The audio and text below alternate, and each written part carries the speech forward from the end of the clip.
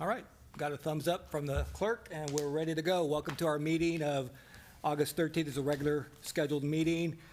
Please, well, we have to do roll call first. Yep, we got, okay. Act like you've been doing this for a few years, Paul. Roll call, please. Mayor Doring, Here. Vice Mayor Deasy, Here. and Councilmember Diaz. Here. Thank you. And at the moment, Spadarato and Barrick are absent. All right, at the moment. Please join me in the Pledge of Allegiance. I pledge allegiance to the flag of the United States of America and to the republic for which it stands, one nation, under God, indivisible, with liberty and justice for all. All right. All right, we have gone through the first three items. We're now on adoption of the agenda. Mr. Bradley, any changes to be noted on the agenda? There are none. I'll look for a motion to adopt the agenda. Motion to adopt the And a agenda. second, please. And a second. Second. A motion and a second to adopt the agenda as is. All in favor, say aye. Aye. Any opposed? None. All right, that motion passes. Now on to approval of the minutes. The minutes before us are from the July 28, 2026 regular meeting. Any changes or edits to be noted, Mr. Clark? There are none. Okay, it's an approval of the minutes motion. I'll look for a motion and a second, please. Motion to approve. Second. There's a motion and a second to approve the minutes from July 28, 2026. All in favor, say aye. Aye. Yep. Welcome. Good evening. You snuck in on me. I wasn't seeing you. Welcome, Ms. Spadarato. Okay, I think that's all in favor. Now we're on to public forum, open public comment. Members of the public are entitled to speak on matters of municipal concern not on the agenda during public forum. Each person's comment shall be limited to 4 minutes.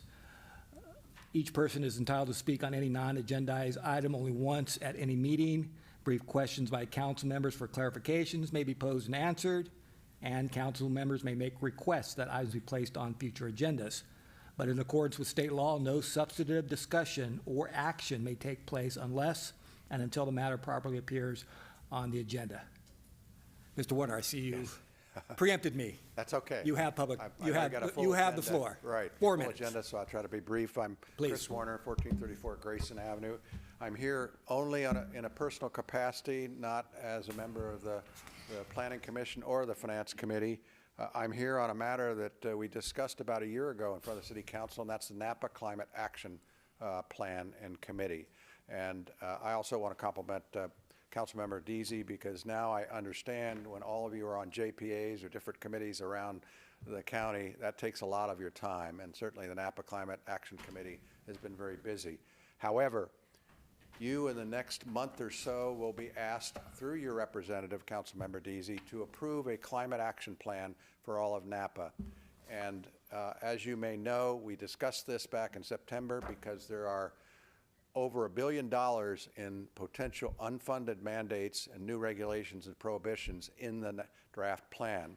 I provided personal comments, as have many other members of the community, and basically now the plan that's pending as a final plan in front of the committee has made virtually no changes in the mandated regulatory and other prohibitions. So I'm just here to suggest to you that if you have time, because you will be voting as a city through your representative on the plan as early as the end of next month, one of the provisions that I think you're all familiar with would require every single home,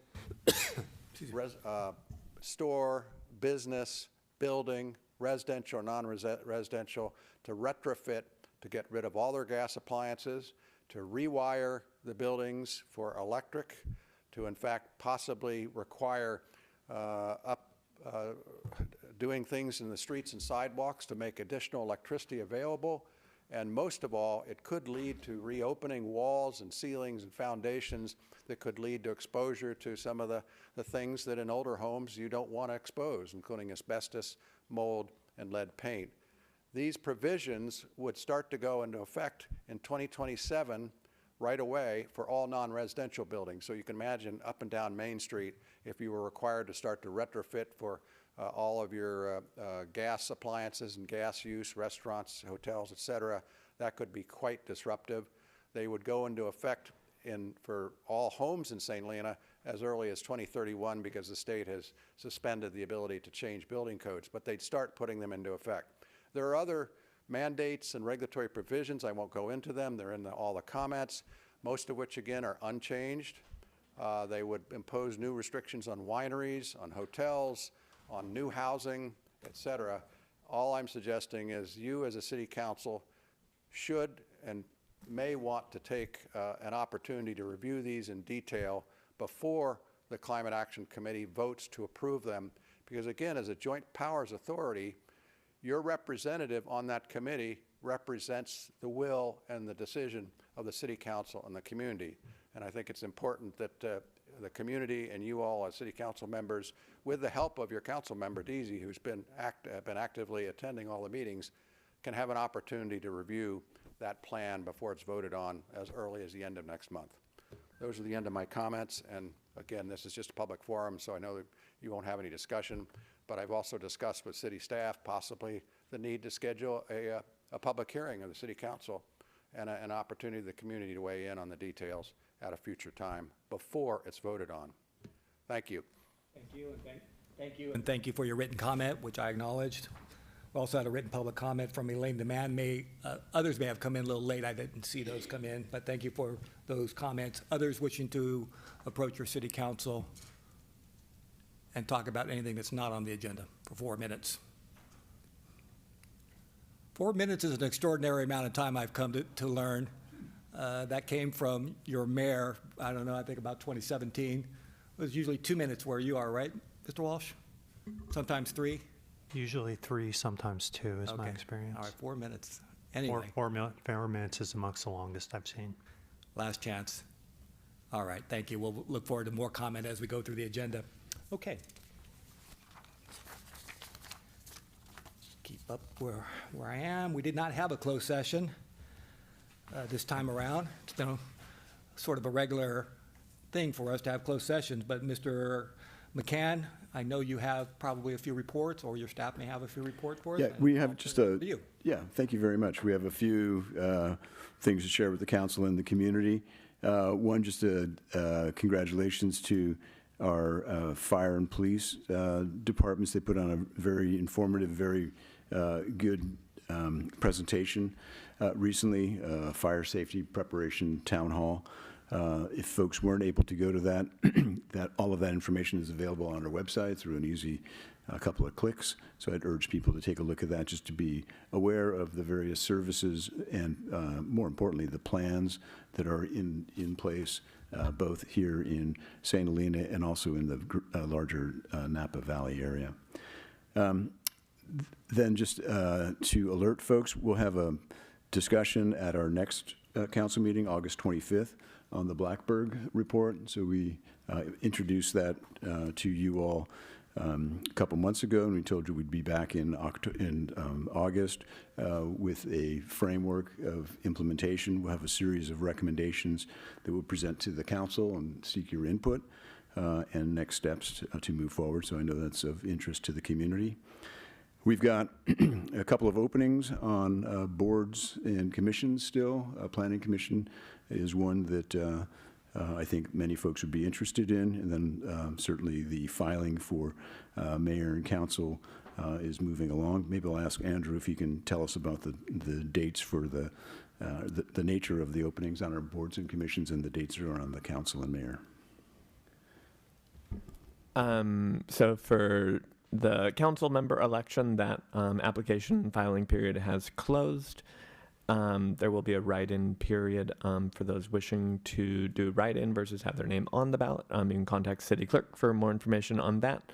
And for the mayor, that was extended because our current mayor is not seeking re-election. So that period you must file by tomorrow, August 12th at 4 p.m. Currently, everybody that has pulled paperwork has turned it in for the mayor race. So we have a total of 5 people running for city council and 2 for mayor. And then we do have openings on our various boards and commissions, which includes Parks and Rec, library, planning, and I think that's all. There might be one more. All right, anything else from anyone else on the staff? None? Okay, go ahead. Vice Mayor, We, I'm sorry, go ahead. Can we do the request Of for course. future Yep. agenda items? Of course. Yeah, I wanted to say thank you for the BBK memo on the, all of the restricted funds, or whatever the correct term is. So I wondered if it would make sense to put an agenda item on a future meeting agenda where we talk about like the actual plan to spend those funds, and also maybe an aging report. I understand there might be some period requirements for spending that money, so anyway, that was my request, not urgent, but Sure, yeah. that'd be great. So to put something on the agenda, we need one other person to agree with that. Anyone else wishing for that to happen? I do. I wish for it to happen, so I just wanted to make sure everybody's on board, so thank you. Okay. We don't have any presentations and public recognitions, as far as I know, under item 8. Oh, Just one thing, Oh, Mr. I'm sorry. Mayor. I just want to let folks know, I know that all of you and many in the community know that Mandy Kellogg will be leaving the city end of this month. I think we'll have some pomp and circumstance at our next meeting, but I just wanted to let folks know that Mandy's been with us for 15, 17 years in a variety of different capacities, and has done a tremendous service for the community, and she's going to be missed for sure, by me in particular.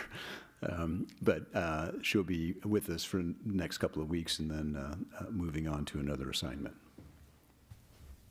All right, thank you for that. And, yeah, I would echo those comments. We go back a long way. But it seems like you've been here since, gosh, at least 62, right? I mean, you know it all. You know it all. No, it's been a pleasure working for you, and we look forward to celebrating your tenure here. And it's too early to wish you good luck in your next endeavor, but good luck in your next endeavor. All right, yeah, you've done a great job for us. Okay. Yes? Say that one more time, I would like to put something on the future agenda, and please. go ahead. I recognize that there's a lot that's been happening around town, especially specifically on Spring Street with the changes in some painting stripes regarding bike paths, and there's been, and the speed bump, and speed bumps around town, which is supposed to be like a pilot program. I would just like to potentially put it on future agenda to let the public also discuss and reach out to find out kind of where we think we are with that, if we should be making any changes, leaving things the way they are. But I would like to revisit that if possible. Thank you. Any support from my colleagues? A second. Is that something that is doable, or is that a big Yeah, I time think so. capacity issue? I've actually heard from a number of folks just about questions around how speed bumps come to be. I understand that there was a bit of a pilot program, so the pilot program suggested there's some revisiting of that, to see if there's a need to fine tune or change things or provide some protocols around that. And then I've also had a number of folks who've just asked me about the configuration of some bicycle lanes and striping, just to sort of see if there's some improvement or how that's worked out over the couple of years that's been in place. So I think it's fine to bring something to the council, have some discussion. We might want to involve our Public Works Department, of course, Police Department, maybe the ATSC, our committee that's involved in those things too. But I think we'll have some conversation with the council, get some direction, and then go forward. Yeah, I think that's fine. So the way we typically do it, Mr. McCann, and I think you've laid it out fairly clearly, the next meeting would be more of a shorter version, unless the staff has the capacity to do a more in-depth report. We typically just have a brief discussion, and you may decide, oh, well, there's much more to be done. So I wouldn't expect all issues to be resolved at the next meeting. Is more of a, okay, we've agreed to put something on the agenda and leave it to the staff to decide whether it's going to be a more robust discussion or a limited discussion. Sure. And so, Okay, sounds good. okay.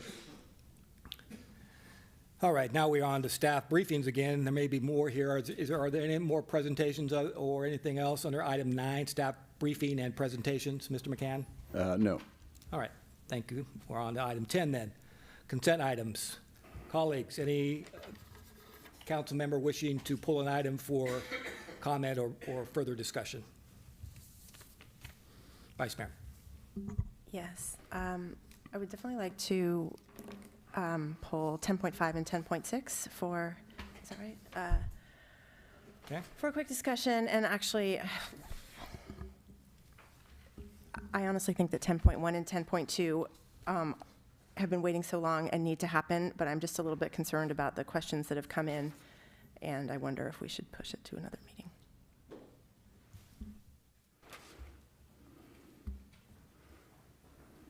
The suggestion is to continue a couple of items, 10.1 and 10.2? Is that the suggestion? It I'm is, just trying to yeah, figure out what you're trying to say. That is my Yeah, okay. suggestion. Okay, well, let's take the balance of, well, are there any other members of the city wishing to pull any other items besides the ones that have been mentioned thus far? I'll take those in order. Or wishing to comment on any items? 10.7 Okay. for question. All right. Do I have any other takers? Okay. Let's see what we have here. We'll discuss those. We'll discuss the two items at the beginning and see what the council wants to do. But we have items 10.3, 10.4, 10.8, and 10.9 that seem to be without controversy, and I'll look for a motion to pass those. I make a motion to approve all of the remaining items that you just mentioned on the consent calendar. All right. Then let's go back to the ones you called out first, 10.5, 10.6. Oh, motion. I'm sorry. We had a motion. I'm sorry. Yeah, Second. and I just went right past it. All in favor of passing the ones that I said, 10.3, 10.4, 10.8, 10.9, say aye. Aye. Aye. Any opposed? None. You're not running for mayor again, right? Yeah, I'm loose, yeah. Good, all right. I'm not in a hurry at all. No. Okay. We're going back to let's go back to 10.5 first. I don't know if you want a brief introduction or if you have just some questions about 10.5 and then we'll take 10.6, Vice Mayor. And then if we need a further staff report, we can certainly do that. Mr. Mayor, I think the vice mayor had questions on 10.1, 10.2, and 10.5, all of which relate to Bell Canyon. Is that correct? Well, I was Well- going to take them in the order she announced them, but that's see, fine okay. if you want to take them together. I think I they're a think little bit they're separate. separate, Let's do 10.5 first, and then Okay. we'll go to 10.6, and then back to the earlier ones. Okay, you want me to start, or you want to introduce? However you'd like to do it. I'm happy to introduce it, or we can just respond to questions. Yeah, you want to introduce it, and then I'll take it from there? Sure. What it is. Or I can introduce it, I know enough to do it. Why don't you just go with the question? Okay. So it's, the 10.5 is the West Coast Water Management Plan. So I think it was started 2 years ago, maybe, November 2024. I'm not sure, but I believe it may be mandated by the state, so I am curious if that is true. But I think the request, I think it was like a $200,000 thing, and now there's a request for another $100,000. Because I guess something got a little bit behind, but there's really a lot of money in additional internal team check-ins, meetings, et cetera. So I think my broader question is, the report, as I've seen it presented, seems to be kind of organizing and reorganizing prior plans, studies, policies, consultant work. I'm not sure there's a lot of new ideas in the plan. So I do want to ask, before we throw another $100,000 at it, do we need to do that?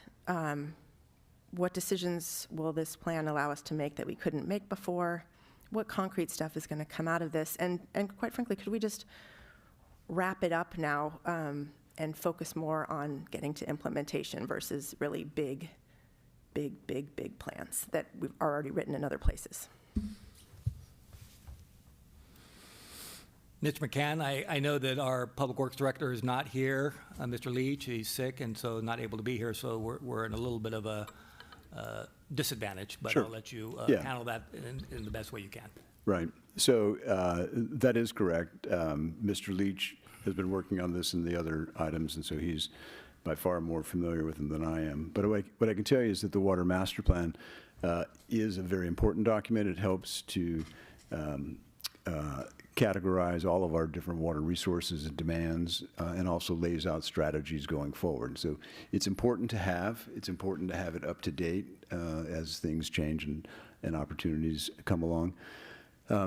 It's not the only planning document that we use for guiding our water enterprise, and so if we didn't have one, we would develop these ideas and strategies through other methods. But this is a common way to bring all of the strategies together. I should clarify that it's not while it is a $99,000 increase, we already have existing budget to handle some of that, so the actual net increase is $38,000. But still, it is an increase. That increase occurred because the project, it's not that the scope has changed, it's that the timing has changed, and so the project was put on hold for about a year or so, and when they re-engaged with the consultant, there was some time to catch up on some of the work that had stopped in that lapse, and then also there's different billing rates that come into play with consultants when you do that. So it's not a scope change; it was a change in timing that was started by the city. It's not urgent. We don't need to take action right now. If there's a desire to get more into the questions or to the need, we can have Mr. Leach at our next meeting provide that. Can I ask one more specific Sure. question? I think, I may have misread it, but there's like 50, I think that there's 223 of the additional hours are in like team check-ins and wastewater committee meetings and additional council meetings and GSA meetings. Are those extra? Do we need all of them? I'd have to have Mr. Leach help me with that.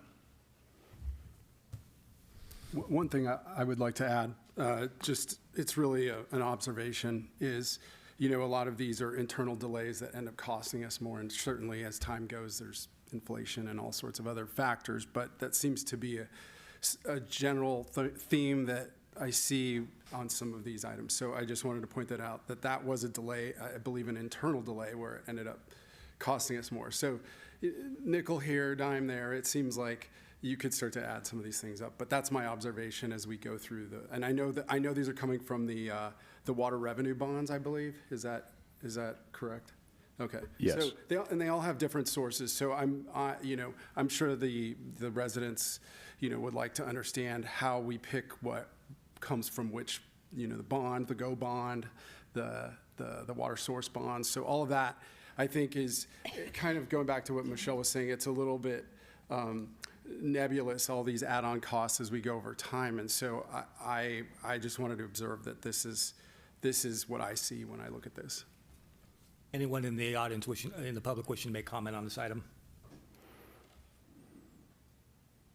Recommendation, Mr. McCann? One thing, just to respond to Councilmember Diaz. Yes, in this particular case, you are correct that, as I mentioned, the staff put the item on hold. I don't know all of the rationale behind that. And there are occasions where some of our capital projects, do not move forward at the pace that we had hoped. There are a variety of reasons for that. I'm not saying that, we're not at fault or conversely that we're perfect.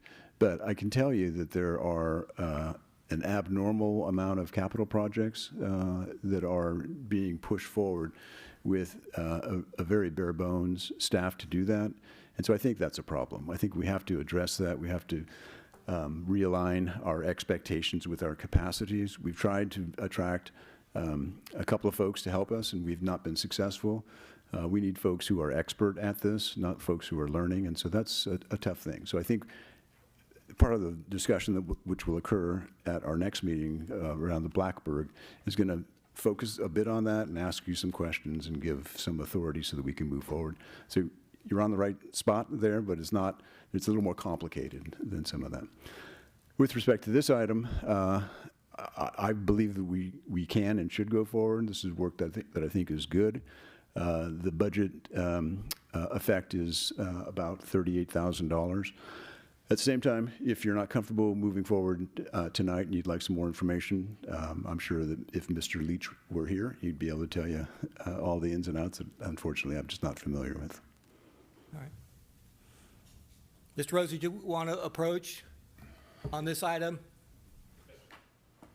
You may. You're welcome to do so. Yes. Gary Rose, St. Helena. Just listening to Vice Mayor Deasy's comment, I've read the chapters that they've submitted so far that they've sent through to the Water and Wastewater Committee. This is not a Water and Wastewater Committee opinion, it's my personal opinion. And Michelle mentioned that it doesn't seem like a plan, and it's the same comment that I have. If you read through it, I guess I expected more from this than just accumulating data that is already existing. Chapter 3 was the first one we saw, and it's many pages that I felt like we probably could have put bullet points on a single page. That's not to say that it's not an important document, but I think it needs some additional review from internally, not a lot, but a little more communication and expectation from what our Public Works Department would like to see out of these plans is my suggestion. We're going to look at another couple of chapters soon, and I'm hoping that they look better. I think they do. I've scanned them, and there seems to be more information in them, but again, they're not specific plans. It seems to be more of a document that is teeing up the possibility of additional studies or plans, and that's my concern. So that's all I have. Thank you. I don't think it's ready for prime time, so I'm going to look for a motion to continue the item. Maybe 2 meetings from now, Mr. McCann? Yeah, I think the first meeting is September because our next one I think is going to be occupied with some other matters. Okay. Anyone wishing to make that motion? We'll move on to the other items. I make a motion to continue 10.6 to a meeting in the future, hopefully a couple of meetings from now. Second? Anybody? Second. All right. All in favor of continuing this item 10.5 to a meeting in the future, probably in September or maybe mid-September? All in favor say aye. Aye. Opposed? None? All right. Now on to 10.6. This is our collective bargaining agreements, all taken together in 10.6. You want to make a comment first before we get into the details of it, Vice Mayor? Sure. I just wanted to say that I didn't pull this to extend it or to not vote for it. I intend to vote yes on it, but I just felt like there were some discussion items that might be helpful, so I could say those now, or I can hold off. Yeah, go ahead. Okay. So yeah, there were, when I read it, I realized that there is a lot in it, and maybe a lot that I've never been able to figure out where the point is. We can talk about it. So here we are. One thing that I noticed a couple of things, that the performance evaluation system, there's a process for SHIA and SHFPA, but I didn't notice one for the POA, so I wondered about that. I also wanted to, oops, I think I'm missing this here. Give me 1 second and look at my notes. I wanted to actually ask about the performance evaluation process that we have and what that looks like. Is there some sort of form? Are people getting feedback with goals and things that they're working on, and is there that kind of back and forth? We just don't have any idea, or I don't have any idea what that looks like. So if there's documents that we could see so we understand how these performance evaluations that lead to, increases in salary are happening, that would be great. I wanted to see, there's pieces on that about all of the steps, and I think it's like, you're here for 6 months, and then you get a step up in the salary as long as you pass some sort of evaluation. So again, I wanted to see what that evaluation looked like. And also, I really wanted to see what it looks like in terms of how are people moving through these steps. So I was envisioning, I can tell you this later, I have it written down, but something like, on the x-axis, years in the current classification system, and on the y-axis, their current salary step. What I'm wondering is everyone moving through these quickly? So after being here for 2.5 years, everyone is all the way at the end of their step, or is it something much more complicated? I wanted to request a report on how many employees opt out of the healthcare plan for the alternative payment when we know that, because it would just be great information going forward. And then I wanted to just have more information, maybe when will be at least one new person, when a new council comes in, some sort of process for what the labor, or helping the council say, here's what the labor negotiation process looks like, here's the timeline on it, here's what we're gonna do. If you have any asks for negotiations, here's how you could get those incorporated into the city's bargaining direction. And if there are issues that have been coming up, how can we bring those forward if they belong in this process? Quite frankly, I have no idea. And that would be helpful, as we seem to do this process continually year-round. So being more intentional about how it works would be helpful. Thank you. Mr. McCann, I assume that you've had conversation with Ms. McCann on each of these items, because these are very technical, very highly detailed. I think I did email him, yes. Okay. I don't know if you want to handle these? Or, Sure, I'd be happy to respond to those. The Vice Mayor was good enough to share her thoughts with me prior to the meeting earlier today and yesterday, so I'm prepared. I appreciate that. Go forth. Well, so can I just go through Of this? course. Okay, Yes. great. So this is a series of memorandums of understanding between or among our different groups. We've got about 75 or 80 full-time employees to make the city work. Those folks are supplemented by about 25 part-time employees. We have 3 organized, recognized bargaining groups, so unions, if you will.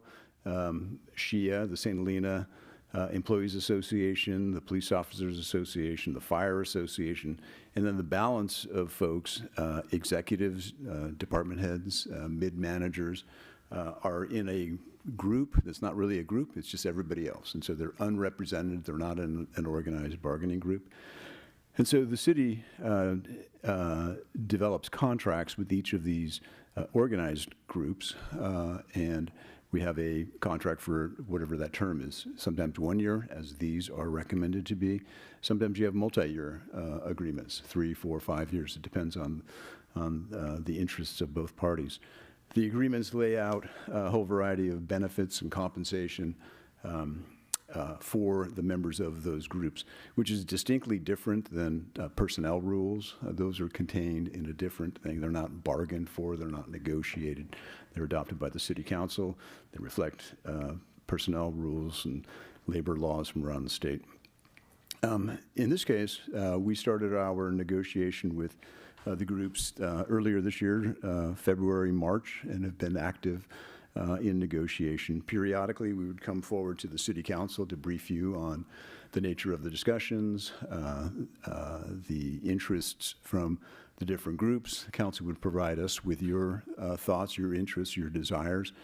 Mandy and I, along with a hired labor negotiator, would meet with the different groups. Our Assistant City Manager, Joe Leach, also joined us in many of those discussions, back and forth, trying to hammer out an agreement being cognizant of the financial limitations that the city has and the various desires that these different groups have. They're all very, they have a lot in common. We all work for the city, but they have very disparate interests, and those vary over time. Sometimes a younger group of employees have interests that are different than when folks become a little bit older. They have different things in mind. And if most of the members are single versus families, that enters into it. Depends on where they are in their career as well. Anyway, after all of that discussion and following the council's direction, we reached agreement with the various groups. I think the last one was last Friday, right around lunchtime, so this is fresh. I don't see any of the labor leaders here, so I think we're happy, at least from the labor side. The unrepresented folks, Mandy and I met with that group and just expressed our thinking about the benefits that should be provided to those folks. They offered some input to us. We didn't negotiate, but I did listen to their interests, and we made some modifications, and that those interests and the modifications that we think are appropriate are contained in the resolution for the non-represented. What I can tell you is that the employees are by far the largest part of our general fund budget. Well over 70% of our expenses are related to employees, which makes perfect sense because you need to have police officers to do policing and firefighters to do their thing and planners to do planning and city managers. And so very dominant on having staff available to do those efforts. The agreements are proposed to be a one-year contract, so we'll be back at it. Mostly carryover of past agreements and benefits. Really nothing of any significance has changed. There's a cost of living adjustment, 3%. There would be a 1% equity, meaning an increase in salary for police members, specifically the sergeant's position. We have 2 sergeants, is that right, or 3? 2 sergeants. 2. And then 1% for officers. And that was found to be appropriate to help us to retain our folks and then to attract folks when we have vacancies, which we do periodically. So it's very important to be very competitive, be as competitive as we can. All of these changes amount to an increase in our personnel expenses of about $275,000, $280,000 a year. So the cost of living adjustment and the other things that are included in the different agreements, we can cost those out. I think they're a good set of agreements, and I would suggest we move forward and approve them. I'd like to add, though, as I mentioned, we'll be coming to the council at our next meeting, the 25th, with Blackburg Group report. There'll definitely be ideas in there that can help us in future, I think, be more efficient, perhaps be better organized, have some strengths that at the present time I think we are lacking. And so that'll be important. Then also our finance committee, the City Council Special Advisory Committee is working on their thoughts, and we will receive those. I know they have a particular subsection around compensation and classification, which is kind of a big part of what we're talking about here. So those recommendations and observations will be important for us to consider next year as we go through the same process and into future years. And so I look forward to receiving those, having some conversation about those, and see if they will certainly inform and help us in future as we commence discussions in just a few short months on our next go-around.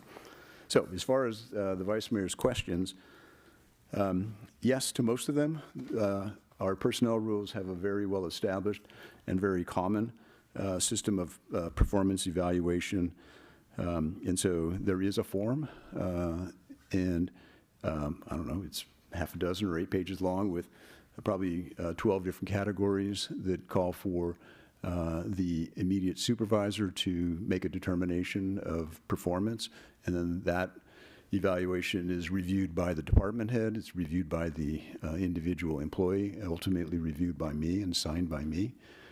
Without a satisfactory performance evaluation, there's no opportunity for a salary increase. You must be at least satisfactory in order to be eligible for salary increase, which is, I guess, part of the reason that the department head and I look at it to ensure that that's the case.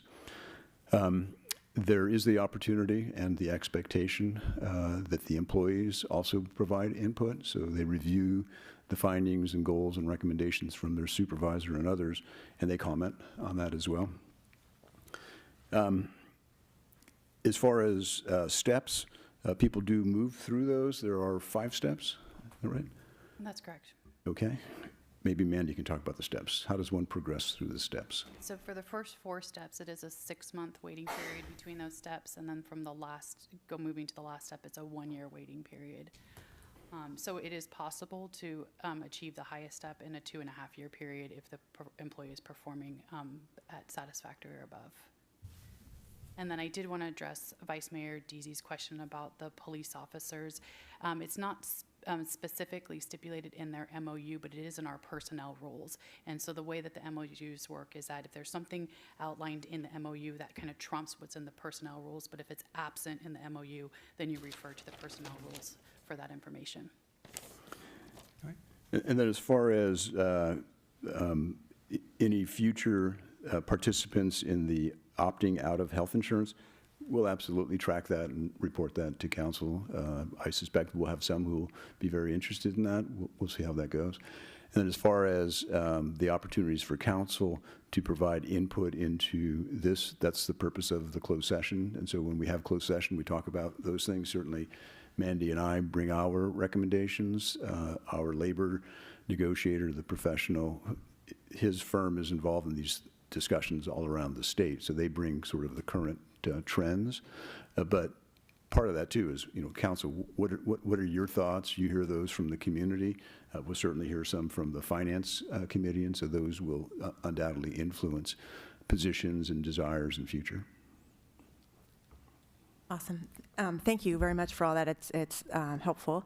And so it's what I think I heard was that, right, we'll be talking about Blackburg, and so probably by January or early February, which is, believe it or not, is actually not that far away, council members need to know that that is the time to bring, because that's when the negotiations start, that's when we would bring forward. It's not that helpful probably to bring forward recommendations at the end of that negotiating process, is my guess. Oh, correct, yeah. Okay. So early on, the idea, so typically, if the contract expires, June 30th, you want to have a contract in place before that.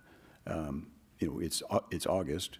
These contracts expire July 1 or June 30th. So we start in the beginning of the year, January, February. This one we started in March. Sometimes it depends on sort of what's going on in the economy, what's going on in the community, what's going on with staff, because there can be different interests that are brought to bear. But undoubtedly, we should start earlier. We will have some new council members, and so it'll be the first time for them. It was not totally fair for Commissioner or Councilmember Diaz's first meeting, gets sworn in, and then we drag him off to a closed session. So it's better if we can, provide some background and bring folks up to speed on what we're doing, and then sit with the council and hear your thoughts about, what areas should we pursue with the employee groups. Well, unless there's other questions, I don't want to hog it all. I would love to make a motion to approve the memorandum of understanding between the city and the POA and SHIA and SHFPA. But I would love to see the actual performance evaluation forms and then the chart of how people are moving through the steps. Okay. Was that a motion? It was a motion. Let me just hold off and make sure we have public comment on this from anyone wishing to opine on this issue. Is there, I don't see any, so I'll bring it back to the council for further discussion for a second and then further discussion. Is there a second? Second. Is there further discussion or need for clarification or other comments from my colleagues? All right, I'm going to let's do a roll call on this one, please. Vice Mayor Deasy, Yes. Councilmember Spatarato, Yes. Councilmember Diaz, Yes. Mayor Doring. Yes. Thank you for a very good discussion, very good questions, and we're all learning about this and kind of navigating the timing of the Finance Committee, the collective bargaining, and the need for more information, some in closed session, some in public, so there are a lot of moving parts here, and well done on the questions. I'm sure we'll get more answers there. Let's go to Mr. Diaz's, bless you, 10.7 first. Excuse me, did we actually talk about that or no? Let's see. Pay schedules, no, it's different. Yeah, I think- 10.7, I'm sorry, yeah, go ahead, Mr. Diaz, do you have a question about that before we Yes. receive a little staff report? Thank you, Mr. Mayor. So I did talk to you, Jim, beforehand too, so I don't have Thank you any for that. questions, and other than one that came up earlier this morning. So in looking at the unrepresented compensation program, I noticed that we mirror the bargaining unit terms with the unrepresented. My question is just more, is that pretty typical when whatever happens with the union negotiations, we just pass it along to the unrepresented? I could see the reason why, but I wanted to hear maybe the reason behind that or the rationale in terms of mirroring it Sure. with what happened there. Yes. So for the most part, it's common practice that most of the core benefits are uniform throughout all of the employees. Just it's a fairness thing. It's also sometimes an economic thing. It's easier and cheaper for us to have one program than two. More membership in a health program, for instance.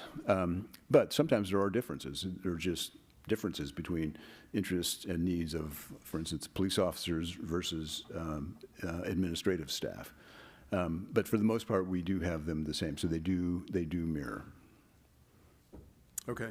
And I guess that's just a typical process. You've seen that before, so Yes. I understand. Okay, that's all I had. So I will, Can I throw in one question? oh, So sorry. jump, no, that's Go ahead, I was going to open it to public comment. Why don't you ask your question first, and then I'll see if there's public comment, we'll bring it back for a I guess motion. my question is the same. If there are sort of changes that we're talking about in, January, February with the bulk of the employees, how do we wrap that in? So this is a resolution that has a one-year term as well. And so we'd have that opportunity to come back and revisit it. Anyone wishing to talk about this item? Move it back to the council and look for a motion on 10.7. I move to approve 10.7. Second. Just for the edification of the public, this is the approval of a resolution approving an amendment to the unrepresented compensation program for a one-year period commencing on July 1st, 2026 and expiring on June 30, 2027. All of these are one-year contracts. There's a motion and a second. Roll call, please. Councilmember Diaz, Yes. Councilmember Spadrato, Yes. Vice Mayor Dizzy, Yes. Mayor Doring. Yes. All right. Great, thank you. All right, now we're finding our way back home to items 10.1, I believe, and 10.2. We'll take them separately, I think, that'd be proper protocol. You want to introduce the item first, Mr. McCann, Sure. briefly, and then we'll take public comment, and we'll elicit questions from our council.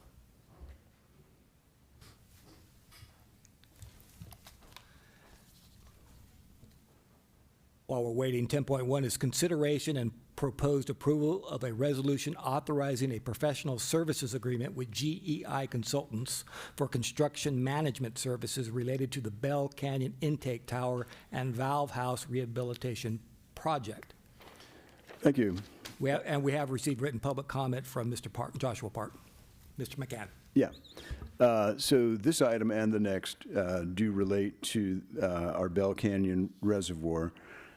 This particular item is a recommendation to enter into a contract with GEI Consultants for construction management services, which involves a whole variety of technical functions in conjunction with the future construction of a new water intake tower at Bell Canyon Reservoir. So this is a continuum in that process. There are multiple steps which occur that ultimately lead to a new intake tower. So we have yet a construction contract to see. We have design already. We've had some construction management in conjunction with that design. This is setting up us to have a firm ready to participate in actual construction management once construction starts, inspection, a variety of technical support duties, but also very importantly to provide oversight and direction and advice to the city as we receive bids. So we get bids that are going to be highly complex and technical because of some of the work that is occurring here. So it's typical and quite important to have skilled folks sort of on our side to evaluate those bids to make sure they're responsible bids and that they're accurate and that they're bidding what it is that we have designed.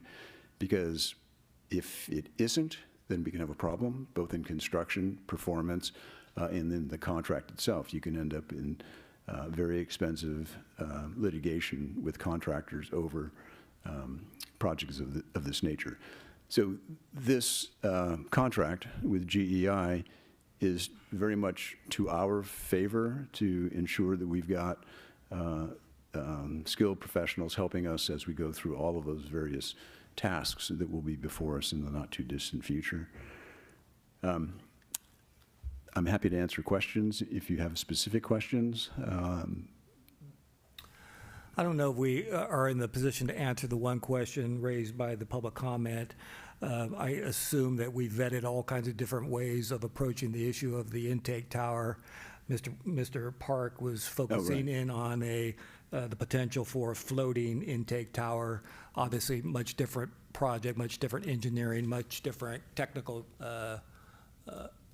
ramifications in terms of how things all fit together, basically. Sure, yeah. So an intake, there are many different methods of drawing water out of a reservoir and putting it into a pipe that gets treated and gets distributed to town. So floating is one, water towers are another. I'm sure there's a bunch in between. Water towers are common, and while this is from the 1950s, I guess it demonstrates that it has proved well over time. They are commonly built, still, and so it's good technology. The nature of the function of the tower, it's not really, taking water out of the mud. It's not transferring sediment directly. Certainly the intake, well, they can have varied levels of intake depending on the design, but there's all sorts of filtration and elevation setting and different abilities to gauge where you're drawing water from. And so that the sediment, that's not really an issue with a modern intake tower. Perhaps with the one that we have from the 50s, I've seen some pictures of it. Looks like you could probably get some sediment in, but that's not really the source of the sediment that's in our pipes. And I'm quite certain that this newly designed one would have measures that would prevent that type of sediment accumulation. All right. Questions from my colleagues, Vice Mayor? Yeah, I'm actually I really want to see this project move forward. I know that it's been a long time in coming, and it's been a lot of hard work for the staff, so thank you for that. I guess my thought was that there have been some questions coming in. I think we've had about three days or whatever it is, 4 days to review just sort of the cost and contract management thing. There were a few. I think the cost is kind of unknown. I just wondered if it would make sense to have a little bit of time to make sure we addressed every question on such a huge, not every question, well, the big questions that I still have a few of them to have a little time to do that, so we just are confident our ducks are in a row on the cost management on this project, and we don't kick ourselves later. So I guess I was requesting just a little bit more time, but that was my thought. Any public comment on item 10.1? I'll bring it back to the council. There's a part of me that says I'm a little nervous about delay. This is a project that is absolutely necessary for our city in many ways. primarily just from a public safety point of view. But I'm okay with getting a little bit more detail, especially in terms of some of the choices that were made in terms of the design. I think that's a fair question. The cost, I think that the costs are in line. They're not going down, they're going up. They've been going up, like I see it migrate over the last, I think 10 years, I think, that I've been watching this project. I'm thrilled that it's finally come to us, honestly. But I think, but Mr. McGowan, what do you think if we gave Mr. Leach a chance to get into some of the detail? Yeah. And satisfy our community, and satisfy some of the questions? Would Sure. that be appropriate? And satisfy the vice mayor, of course. Yes, I think that would be appropriate. I suspect that Mr. Leach is watching us. Nice to have you here, Joe.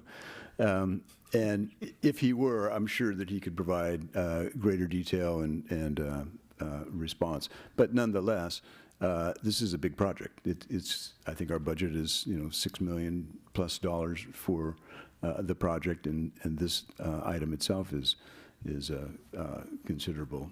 And so additional time for folks to, become familiar with it and comfortable with it, that's fine.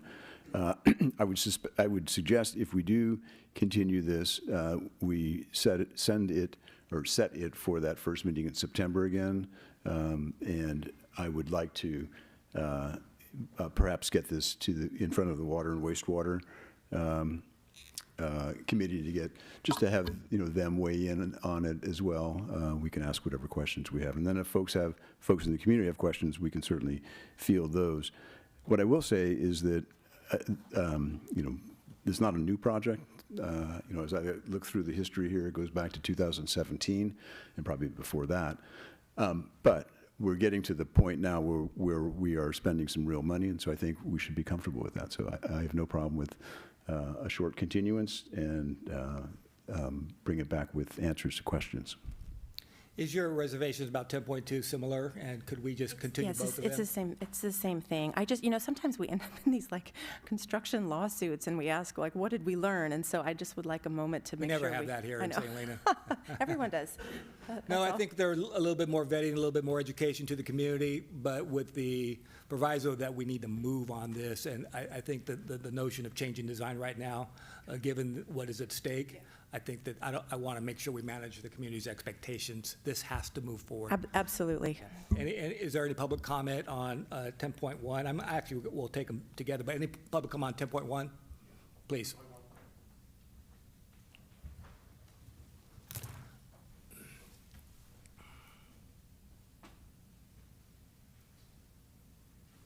Good afternoon. My name is Gary Oliveira. I am a construction manager with GEI. So we were the firms that got chosen. So I'll give you just a brief history of myself. I retired from the San Diego County Water Authority. I'm one of 2 public agency employees that have actually worked on dams in the state of California. It's very rare. So one thing I do like to kind of somewhat address, the city did a very good job of putting out there in the construction management project that you have a pre-construction phase where you bring in a construction management firm to do a constructability review. So that's one thing that we're bringing to the table. We're doing a constructability review on the project to ensure that the design is what it should be, the intent is there, because the construction manager is not the designer. So GEI actually did start on the original design at 65%. We stopped it, then we turned it over. And now we're working through strictly on the CM side. So just so you guys know, especially working with the public, you have experts in the field that are actually doing this particular type of work. Dams are extremely specialized, and one thing about dams, you have cost issues. They go up exponentially through the process. And then there's an issue with the valve that's going to be pre-purchased. So on item 2, 10.2, that's something that I would suggest that the council really consider not delaying, because a delay there will extend the contract out even further. So that's something to take into consideration. Let's Let's take 10.1 first, then we'll go to 10.2 and have a little bit more discussion. Can I ask one more? What if we just pushed it out 2 weeks so we could have some conversations, and then if we all feel comfortable, put it on the consent calendar? Does that not work? 2 weeks is better than 4. I think the timing is less Thank you. less important with the first item, more important with the second. Second item is extremely long lead time, almost a year to manufacture this thing. It's a very, or there are two very precise, very large chunks of metal that are cone-shaped and fit into a valve. Very unusual. Delay in that will cause delay in construction, which is bad. And so I'm happy to bring whatever it is, 10.1 back whenever you'd like, 2 weeks, 4 weeks. I'd be happier if you would let the other one move forward and let us get going on that valve, because I can tell you we absolutely need it. Okay, let's, is there a consensus to move 10.1 to a future date, 2 weeks from now, my colleagues? Move 10.1, 2 weeks out? Yep. Okay. I don't think we need anything else other than direction there. Do you need a motion on that? No, okay. 10.2, I'm not inclined to wait, honestly. I just feel compelled to get that process going. And I'm looking at what I would end up voting on several weeks from now, and I don't think I would change my mind in terms of the direction we're going. So that's Great. kind of how I am there. I'll make a motion. Well, is there any other public comment on 10.2 and anything from my colleagues on 10.2? I see there was a little comment there. You kind of, I try to keep these things separate, but that's fine. 10.2, I'll look for a motion on that matter. Motion to approve. Is there a second? Second. Motion and a second. The second is from Councilmember Spataroto. I'll do a roll call, please. Councilmember Diaz, Yes. Councilmember Spataroto, Yes. Vice Mayor Deasy, Yes. Mayor Doing. Yes, thank you for that. I appreciate that, my colleagues, to move that forward. I know there are a lot of concerns in the community. We can still answer the concerns, and maybe we'll have maybe we can have a report out, Mr. McCann, in our next meeting, just a little bit more detail from Mr. Leach on those items. Sure. In the staff report area, rather than actually a formal item. Yeah, absolutely. We'll do that, and thank you very much for accommodating our urgency. Okay. It looks like we are getting into planning now. Public hearing, item, if I'm not mistaken, item 11. Yes. This is on-site storage, some more zoning code cleanup work, and we got to make sure that our restaurants have a place to store their food. No, I'm just kidding. You want to introduce the staff members and the item briefly, Mr. McCann, as I want to do? Yes, I think Lisa McKyle, our Community Development Director, is going to give a little introduction, and then Jackie O'Neill is going to tell us what she has brought to the Planning Commission and what they've recommended to you. Thank you, welcome. Nice to see you. Thank you, Mayor Dory. I know that prior discussion was very enlightening and thrilling for you, and so now we're going to talk about on-site storage. It was great, yes. This is probably one of the simpler items on your agenda. Indeed. This is the start of some of our zoning amendments that we're looking at, and this is, like I said earlier, it's one of the simpler ones. This is to help make more efficient a process for on-site storage and clarification of on-site storage in some of our commercial and mixed-use areas. And with that, we have with us Senior Planner Jackie O'Neill, who has a brief presentation for you all. Thank you, Director McKyle, and thank you, council members. So just want to start off by saying we are working on a series of code amendments, and while this code amendment would have been lovely to have folded into a bigger miscellaneous code amendment that will be coming forward in the coming months, the ship had already left the harbor on this one, so to speak, as it came up during a pre-submittal back in December. So the zoning ordinance amendment 26002 is a relatively narrow amendment that's intended to clarify how on-site storage is regulated under the zoning code. The current definition is incredibly broad enough to include routine business storage. And We are looking to make this more clear for our business owners as well as for staff. Also, at the same time, the code lists on-site storage only as an accessory use, while personal storage, which is defined as mini storage or self-storage facilities, is separately regulated as a principal land use. So the concern here is that the current definition may unintentionally include routine business storage, and we certainly don't want to do that. Next slide, please. So the revised storage ordinance would revise the definition of on-site storage, rename the use classification from on-site storage facilities to on-site storage, which is a request of the Planning Commission, and clarifies that incidental storage associated with permitted primary uses is not regulated as on-site storage as accessory use, and would update the commercial, mixed use, and business, professional, and industrial use tables for consistent terminology. So the code amendment would read, on-site storage means the indoor or outdoor storage of materials, products, or equipment on the premises. This definition does not include the storage of goods, inventory, materials, or equipments that are sold, utilized, produced, or maintained as part of a permitted primary use when such storage is incidental and subordinate to that use. Next slide, please. And here's some examples of storage uses. So permitted storage might be something like dry storage, inventory, or a small shed, where storage personal, which has its separate definition and requires a conditional use permit in the industrial district only, looks more like the mini storage facilities and self-storage businesses. So the benefits clarifies code intent, provides certainty, maintains existing development standards, and avoids unnecessary regulation. There will be no changes to permit requirements or other storage standards as listed in other sections of the code here.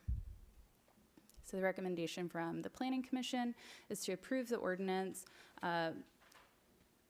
including renaming on-site storage facilities to on-site storage, and staff is available for questions if you have any. Thank you.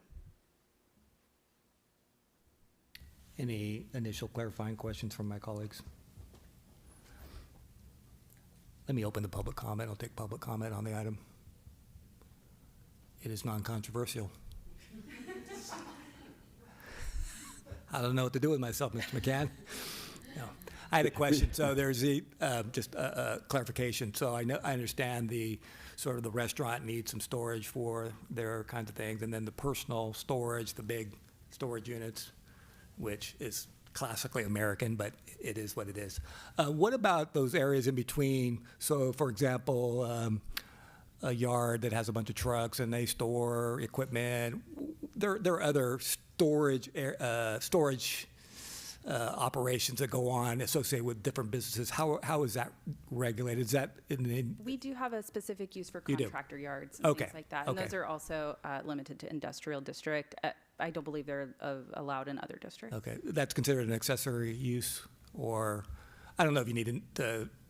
Contractor yards, I believe, are a primary use Primary in use, okay. industrial. All right. All right, any questions for my colleagues? I think it's appropriate to make this change and clarify it, and I guess give comfort to those restaurants downtown who are uncertain about whether they can store their products on site, and I think that's the most important thing. It seems very reasonable.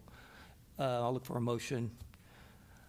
There's a staff recommendation up there, basically adopt the proposed, you can see it right here. Find the proposed ordinance exempt from CEQA, introduce and waive the first reading, and read it by title only. And then there's the amendment. Anyone wishing to make a motion adopting the staff's recommendation?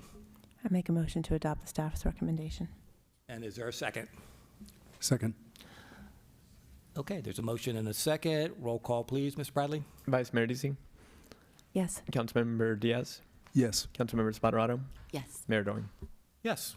All right, thank you for that. Good work. Thank you, staff. Thank you, council members. All right. We are now, I think folks want to just plod through. If anyone's ready for a break, let me know, but we'll go on to there's no old business under item 12, as far as I can tell here. There's new business under item 13, and this is just a little matter of extending the appointment of someone who's moved slightly out of our community. Mr. Bradley, you want to introduce the item, please? Correct. This is for a member of the Active Transportation and Sustainability Committee. She had a house in St. Helena. They have moved out of that one to one that has been fixed since the 2020 fire, I believe. So slightly outside of city limits, but still direct ties to St. Helena through a child in the schools and also a spouse that works in the city. And so, yes, this would just approve the ability for her to continue her serving on the committee. And also there is still a vacancy or two on this committee as well. So, yeah. Any initial clarifying questions from council? All right, let me open it for public comment. Seeing none, I'll bring it back, close public comment. I am in favor of this. We've just approved one. I think in our last meeting, Ms. Freeman, who does not live in our city, is now on that same board, so I think it's appropriate. I think if we can get people to join our boards, even if they're somewhat outside of our community, I think it's a case-by-case basis, and it really depends on the person. I have no issues with this, so if anybody does feel the same, I would look for a motion. I make the motion. Second. All right, there's a motion and a second to approve the staff's, I don't know if that was a staff recommendation, but moving forward with allowing this on a case, this exception to have Ms. Leggett continue on even though she lives outside the city. Roll call, please. Councilmember Spoterato? Yes. Councilmember Diaz? Yes. Vice Mayor Dizzy? Yes. Mayor Doing? Yes, thank you for that. All right. We have reached the Lewis Station Park concept, idea. A lot of public comment. We've received public comment from Kathleen Whitehurst, Sue Furtick, Flora Madrigal, Kathleen McCarthy, Steve Erickson, Tracy McBride, Susan Rada, Connie Wilson, Elaine DeMann, Rachel Williams, Aaron Arnstein from the Western Monarch Society of Napa County, Gail Pavlovsky, Kelly Wheaton, John Peterson. I did not see Kelly's, did that come in late? But I know it's here. I apologize for that. I'll take a look while we're talking about it. Okay, Mr. McCann, you can introduce the staff member or the item, please. Yes, thank you. This is a really wonderful item that I think is going to really enhance a little park downtown that could use some love. So the Lewis Station Park on Church Street, everybody's driven by it or walked by it and certainly observed that its time has come for some renovation. And we've got a group of folks in the community who have observed that and have taken it upon themselves to organize others to bring forward a proposal to the council to partner with the city to perform that renovation. There's a plan that's been prepared. There's been a bunch of review that's been done. Ashley can walk us through that history. But the bottom line is it's really a partnership between the city and our residents to make some improvement to the park. It's not going to be a wholesale change, but it'll be change in planting areas, change in some of the furniture, some of or introduction of shade structures. The actual scope will vary over time because our partners are going to raise funds, and so depending on how that goes, that will allow funding for some improvements, perhaps not for others. The city will also look at the funds that we have available through our both maintenance funds as well as through specific reserve funds for park improvement and bring those funds to bear here. But I can tell you that I think it's going to go very quickly. I suspect people will be excited about it because it is right downtown. It's hard to miss it. And I think a little advertising here tonight will probably provide some boost to the fundraising efforts. I'll also say that, as the mayor noted, there have been a number of comments on this, all of which are quite supportive. Some offer some advice on plant material. I think we should recognize those suggestions and certainly engage with folks who've offered suggestions about plant material, design elements, just to make this as good as it possibly can be. And I'm sure both our staff and the resident group will be very open to hearing those comments and working with them. So that's just kind of a little overview. I think it's really awesome. And Ashley, can you tell us some of the background and the particulars about it? Absolutely. I thought that was the presentation, Jim, but thank you. Yeah, good job, Jim. Good evening, Mayor and City Council. Thank you for hearing this item tonight, and thank you as well to the public comment. I want to reiterate that as well. We had a lot come in and a lot of great suggestions. But just a quick recap of parks in St. Helena, since this is a small one that some people may not know is there. But our park maintenance is managed by Public Works Department. 10 city parks are in St. Helena, so the city manages those 10 parks listed below, Lewis Station being one of those. And the Parks and Recreation commissioners also are assigned to each of these parks. Some have more than one park, but that is to help staff monitor and address concerns. And that is how this item also came on to the Community Services Department's radar as well with this community-led group. Next slide, please. So Lewis Station Park, this is known as a pocket park, which just means it's simple, has limited amenities, typically situated on a single block street, and that is located on the corner of Hunt and Church Street. This park was donated to the city in 1975 and subsequently developed through a partnership between the city and community volunteers, as you're going to hear more about tonight moving into the future. This has been used as a gathering space by residents, visitors, businesses, and currently the amenities here are 3 picnic tables and 1 restroom. Next slide, please. So just to go through some past updates that have been done to Lewis Station, starting in 2022, the large clearing of dead trees and plants that inhabited this area, not to say there aren't any left to take out now, but that was a very large clearing they did in 2022. 2023, the inside of the restrooms were painted. 2024, pavers that you'll see on part of this park space were fixed and or replaced if needed. And then in 2025, a new park sign was ordered and made, and we have not installed that due to this ongoing plan. We want to make sure it's in the right spot and we do not disrupt that brand new beautiful sign that is made. In August of 2025, city staff were contacted by a group of residents about Lewis Station Park improvements. During this time, Public Works was already exploring planned renovations to happen in that area. And through the discussions happening both on the staff side and the resident side, they saw alignment with the interests and priorities that were previously identified as well. Next slide, please. So where do we go from here? So that was a little bit of a recap of how we got to where we are, but timeline of renovations. So the renovations you're going to see are in a phased approach. And that will be in a few slides here, but that is to see the budget, the donations that requested, and we can break these up in those phases if we don't either hit that requested budget amount in donations or what we have allocated already.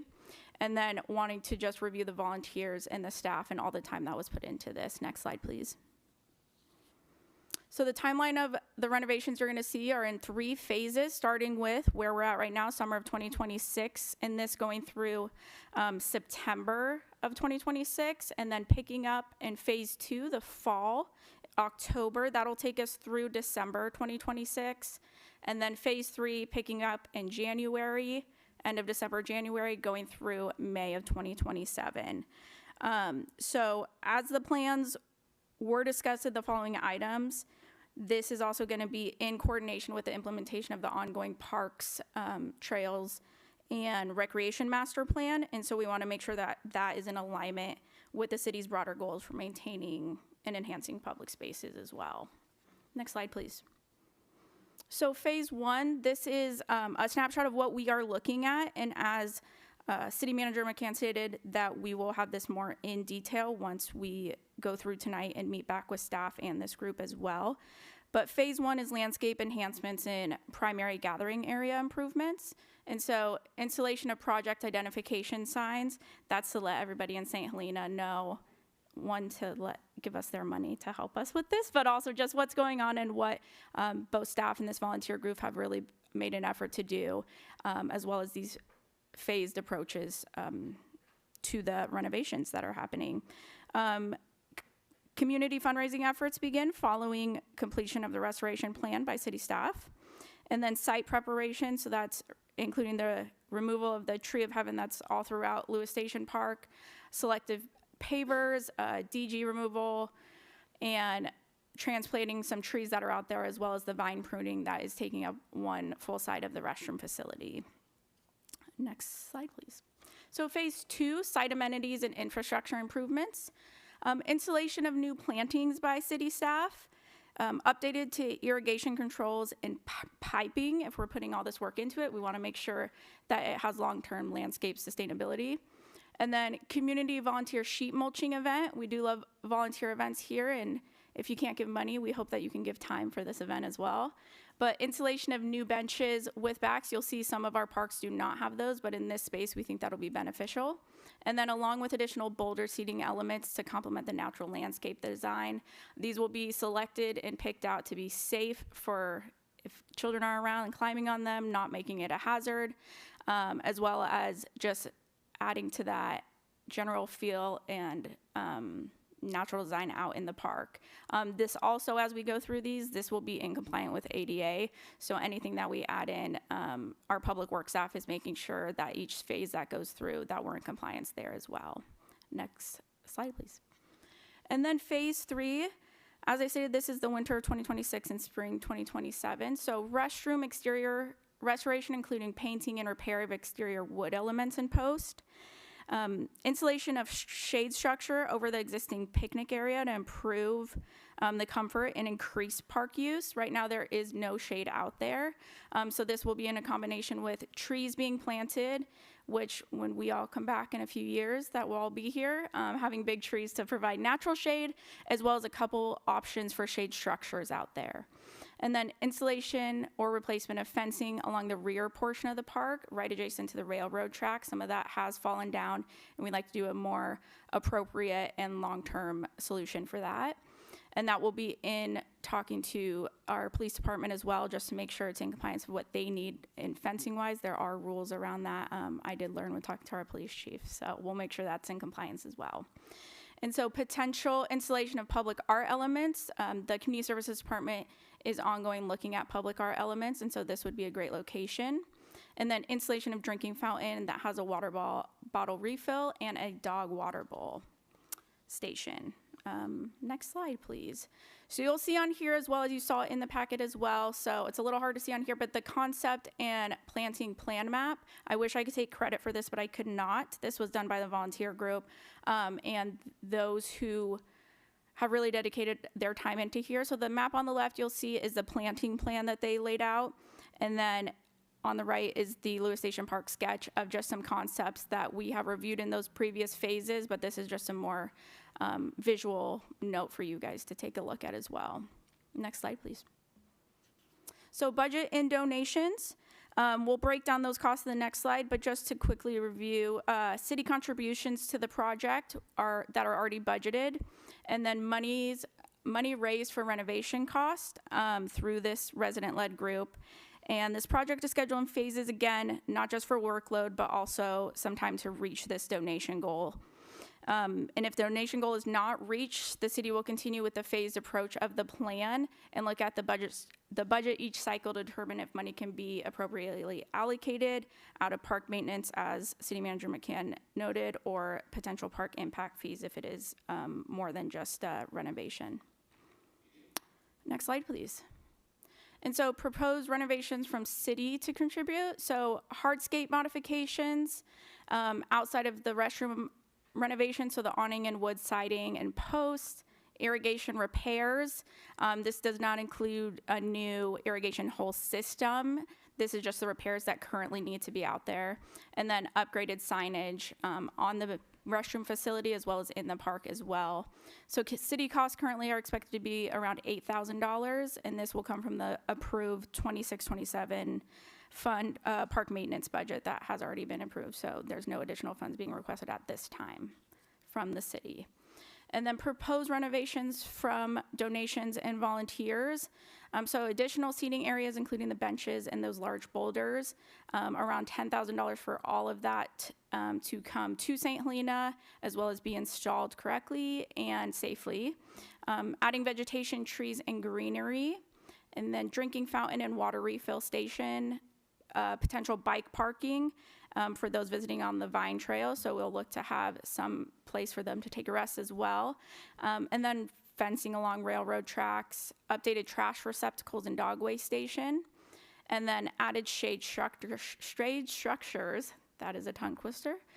So we have two options as of right now: shade sails and gazebos. So the gazebos are going to be wood-style pergolas. We have one at the library currently that city staff did build, and so those are looking at approximately $3,000 each. Shade sails are looking at about $25,000 each, and that's for the sails. That does not include the engineering. From the quotes we received, the engineering to put large poles into the ground. That is for the sails and the install of those sails, but not the poles and the engineering we'd have to bring out. And so we're looking for donations currently to raise $40,000. This goal will need to be raised significantly if shade sails are requested for council to pursue that avenue. Next slide, please. And so obviously, as I stated at the beginning of this, staff has done work on this, but this was very much led from residents and volunteers who put their time in. And I wanted to just mention some of them who have been consistent, who have been meeting far more than staff has been able to meet. I know they meet in the Carnegie Building out at Lewis Station Park. But Kathy Carrick, our former Parks and Recreation Director for St. Helena, Tracy McBride, a resident who really spearheaded this effort, Nancy Morrell from the Beautification Foundation, Beck Oberschult, I may have said that incorrect. No, I got a nod, so that's good, of a landscape designer, and then Stephanie Smithers, who's a former Parks and Recreation Commissioner. So as I put there, volunteers have put in over 50 plus hours, and I think I'm very much lowballing that amount of time they put into this, and that's meeting and planning, preparing to meet with staff and city council and really come up with this idea that aligns with city goals. Next slide, please. And so staff recommendations, as it's stated in your packet, but wanted to put it back up there, that staff's asking city council to authorize us to pursue the donations for this project in pursuit of the renovation proposal in front of you. And next slide. And I'm going to end with a big Parks quote is, sometimes all you need is fresh air and open space to clear your head, and Parks provide that. So Leslie Knope says it best in our world, but thank you very much. And if there's any questions, I will take those. All right. Let me just open it for public comment. We'll bring it back afterwards. I'm sure there'll be a few more questions, but we'll invite public comment at this point. And welcome, Ms. McBride. That's a super fun quote. Thank you, Ashley. Good evening, Mayor and City Council members. My name is Tracy McBride. I hope I have a little bit extra time past 3 minutes because I'm part of initiating this group, so I hope I can get closer to 4 minutes. So I'm so pleased to be here tonight to talk to you about this park, which has a need for shade, seating, and trees. You know, we have a positive solution. And I'm not going to name everybody who Ashley just named. That'll save me a little time. But every single one of those persons contributed to this project, and it was an extremely positive, collaborative process to this point, and I expect that to continue. Some interesting things I want to point out from some of our supporters. The Historical Society, who notes that this is the only public park in California donated by an African American. I think that's special. From the Napa Monarch Joint Venture contact, Aaron Arnstein, who supports the planting and encourages us to dive deeper into expanding our support of local ecosystems. Very exciting. I think this is where we're at now with public parks. From Ray Ray's The Tacos on Main Street, who notes the importance of a pleasant park close to town with a nice restroom on that side of Main Street. And from the St. Helena Beautification Foundation, who's been supportive from the outset. Many other residents also support this effort, including the proper handling of the invasive tree of heaven, we're very well aware, and possibly an art installation. This location has so much to offer where we can touch our history of the railroad, demonstrate both pollinator plants and firewise planting. Believe me, we've talked about that. Demonstrate the eco-friendly weed management, with sheet mulching, which I hope to have a little workshop to educate our citizens about how to sheet mulch and to manage your weeds environmentally. And it's such a gathering spot for our residents of all ages and all economic backgrounds. The city does have a designated Park Impact Fund 734, which currently has a sizable balance. We are respectfully asking the city, which I think it's going to cost us a little bit more than where we're looking at the numbers so far. I'd like the city to pledge $40,000 for the restoration of this park. Our group is committing to target at least $40,000, and we already have a commitment for $6,000, and we haven't started fundraising yet. I'm very, very much confident that we're going to be able to raise a good amount of money here. I want to let you know that the fundraising will be done via the Napa Valley Community Foundation as a local nonprofit to gather those funds and then send them directly to the city. So this is a very respectable operation. I don't have a GoFundMe under Tracy McBride. It's going to the Napa Valley Community Foundation. The quality of these improvements are designed to be long-lasting, attractive, and sustainable. This proposal fits the recommendation of the park's master plan to serve the residents with green space, contribute towards livability, and be easy to maintain and create natural play spaces. Several of the improvements over the year have deteriorated. It is one of the hottest spots in town. I dare you to go there on a 90-degree day, and that's not even our hottest day. The arbors just get fried and they deteriorate, and this is why we need a significant shade shelter that was built to last. It can't be something with a vine on it. It needs to be substantial. In summary, we're asking you to accept the donation of funds for Lewis Station designated to restore this from the community. So number one. Number two, we're asking the city to pledge an amount to. I think it goes to show we're both committed and taking responsibility for our parks. We're asking you to acknowledge the citizen-led efforts to restore and rejuvenate. This is a project we can feel good about. If I could just say two more quick things. Eliminating the Tree of Heaven has been on the punch list since day one. And because this aligns with the park's master plan, I think that this is a good fit for the Park Impact Fund. Thank you so much. All right, and thank you for keeping your comments concise, respecting the process. Anyone else wishing to comment on this item? Ms. Carrick. Kathy Carrick. I live at 1321 Stockton Street. I've been there for 46 years. And of those 46 years, 30 of them, I was thrilled to be the St. Helena Parks and Recreation Director. It was really a great time of my life, and St. Helena has a deep spot in my heart as well as its parks. That's why when I heard Tracy was looking at Lewis Station, I had been looking at Lewis Station too and thinking, this is a little park and it's something that a group of us community members could do. It's not a big deal.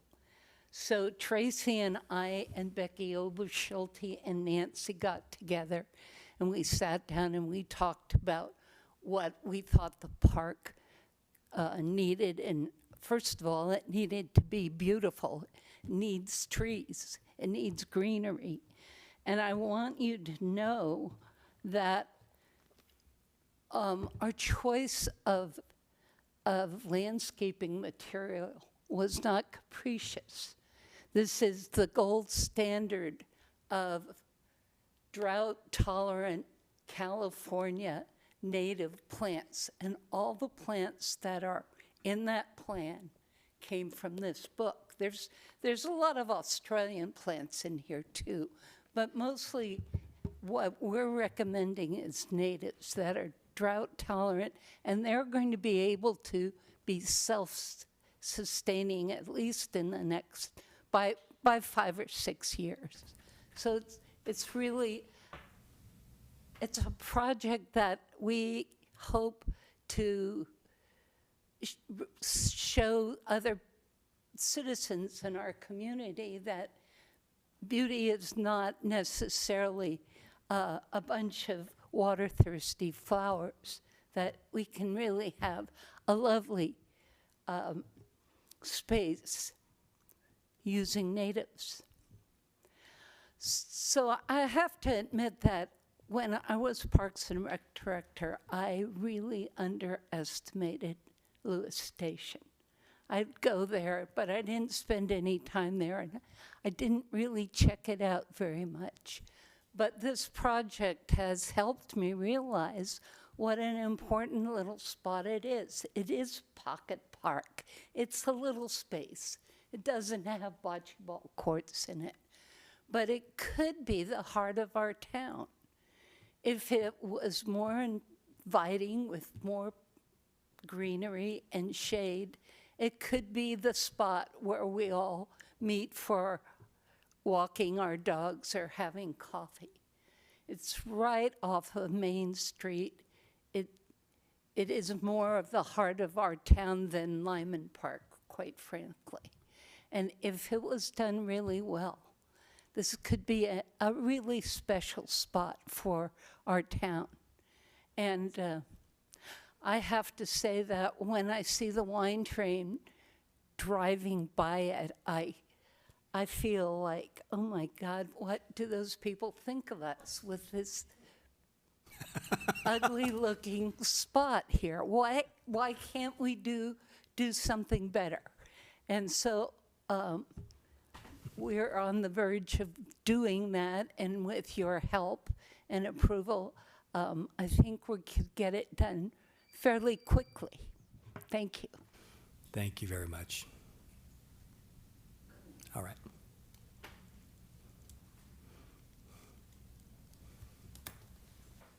Good evening. My name is Nancy Morrell. Why don't you move that microphone sorry. just a little bit? Good There you go. evening. Yep. My name is Nancy Morrell. I've lived in St. Helena for about 55 years. And in 1978, a while ago, when the park had just been erected, I was with the little 4-H members. My children were in 4-H at the time, and we were volunteering to plant at this Lewis Station Park. There was a shade structure that was very nice, an arbor, wooden straight shade structure.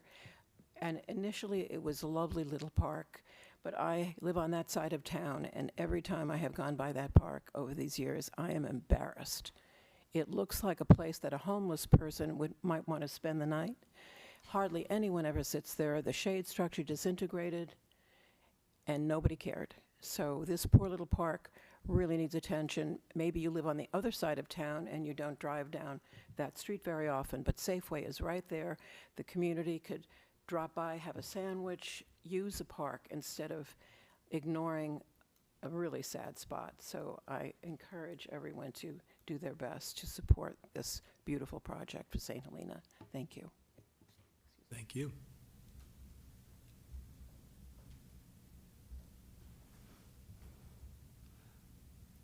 I'm seeing no one else approach the podium, so I'll close the public comment and bring it back to the council for, well, questions first. Any clarifying questions from any of my colleagues?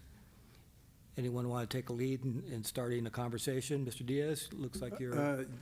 Yes, thank you. Thank you all for giving us some background there. That was super helpful, and I've driven by there many times and often wondered what is that, just as I'm going to Safeway. But in any case, I just have a very straightforward question. Are we here to talk about 8,000 or 40,000? I heard two different numbers, and if so, is that also in the budget as well? Maybe we'll direct that to our staff first. It's not really agendized, so I don't know if we are able to get onto the 40,000, but we certainly can talk about that. Ms. McCann? Sure. The 8,000 and 40,000 are two different numbers. 8,000 is the number that's out there in the staff report. What do you say? Right. So you'll see in the staff report that it provides a range. The cost of this project, I don't recall exactly what it is, 50 to like 140 or something. Mm-hmm. And so, and that's really going to be a function of of the scope as things get refined. And so the idea here is let's get started, let's accept the donation, let's accept the partnership, let's then work on defining the scope, which is going to be a function of, you know, what do we all desire and how does the donation progress look. And then I think we take a look at our available funds. My sense is that there'll be a big question around these shade structures. The foundations for those are substantial and they're costly. The structures themselves are costly, but they're also very effective, very attractive, and so we may desire to do that. We will come back to you all for that update as things progress and some budget authority. What I'll say is that we do have existing funds in our park maintenance budget. Those typically are for maintenance as opposed to, you know, complete renovation. But we also have funds that have been collected over time for just that, renovation. And so while we have some projects already identified in our adopted budget, we have opportunities like this to come up that we should not shy away from. We should embrace, and we should define a scope that works for us. Let our Parks Commission give us their advice, come back to you all. So it's kind of a long way of saying I don't know if it's 8 or 40. I don't think it's 8, and I'm not sure if it's 40, but we'll find out. All right. So we can. It's not a Yeah, decision where we don't have to make all those decisions tonight. We certainly have to think about it going forward, but eyes wide open that the project scope is obviously important, and it's not going to be 8,000. I think it's going to be more than that. We all have to understand that and then make that decision when we understand, first of all, what our funding is, what the scope is, Sure. correct? Right. So we don't want to be, you know, surprised with scope creep. So what I'm telling you is the scope's going to change. Yeah. If all things go great, we may have a park that, you know, we've put in $150,000 between, you know, our partners and us, or it may be less than that. But that's going to be a function of sort of how things progress, and we'll come back to council with opportunities for decisions. Yeah. I think we need to potentially explore different funding availabilities, park impact fee. I think there's a question there. I think that's limited and restricted. There's a bunch of, but I think we should probably let the attorney look at that. Typically, you would have to have that on a CIP. You'd have to have it set aside. There has to be a nexus to development. So there's some complications there, but we should at least explore that for the amount of money we're talking about. I'm willing to do that for sure. Questions I have. So these things happen and they're beautiful, but they basically suggest ongoing maintenance. And so ongoing maintenance is another cost. Somebody has to do that. So we need to factor that in. I think that's such a small park, it's probably relatively minimal, but it is a cost. And the city is not necessarily, in my view, my humble view, is not flowing in the dollars right now. So we, you know, all of those things have to be considered. I think it's a beautiful plan, and I totally commend the group for moving this forward. These are special projects, and this one's has my blessing for sure. What else did I have to say? Yeah, so the park impact fee, looking at that, trying to get a sense of what the annual maintenance costs are. I don't know if there's any compatibility issues, but we should study them or at least ask about Wine Train and their operations. I know that I'm not here to speak on behalf of the Wine Train, but there are issues in terms of how they move through that corridor that have come up in the past. And so we should be eyes wide open on that. I don't think that should preclude us from moving forward, but it is something to look at. And so those are my concerns. I'm supportive of the project with those kinds of caveats. Others? Ms. Patarotto, sorry. No, it's okay. Thank you. I commend the citizens for looking into this and really kind of spearheading this, and thank you very much for doing that. I think it is something long time kind of been coming that needs to be, that should be done. I definitely would agree with the city itself also contributing. Obviously, I do think it should be a joint effort between the city, obviously, and citizens, if not more city. I do want to make sure, though, that we prioritize making sure that we are focusing on quality, not something that we just were doing just to do it. I would like us to make sure that what money we're spending, if we need to spend a little bit more money on one thing to make sure it lasts, we might have to sacrifice something else at least just for the time being. But I think we should be focusing on prioritizing first and then kind of doing a drill down from there to figure out, okay, what different scenario maybe could work the best to make sure we're doing the best for long term. All right, thank you for those comments. Vice Mayor. Thank you. I think the project is great. I do love Parks and Rec, so I tend to be pretty supportive. But I love that the residents are engaged and supporting the work. There's a master gardener involved in the Monarch Society and the Napa Valley Community Foundation. I think these are the kinds of things that lift up a community.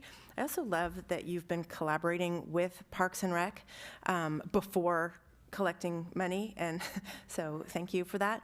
A member of the public said, well, we need to be careful here because we don't want to set a precedent of people just showing up with a bag of money and expecting to do things, which I thought was a fair point, but I think that they've done this exactly the way you should, to collaborate first and ask for permission. So maybe it's like, hey, everyone, this is how to do things.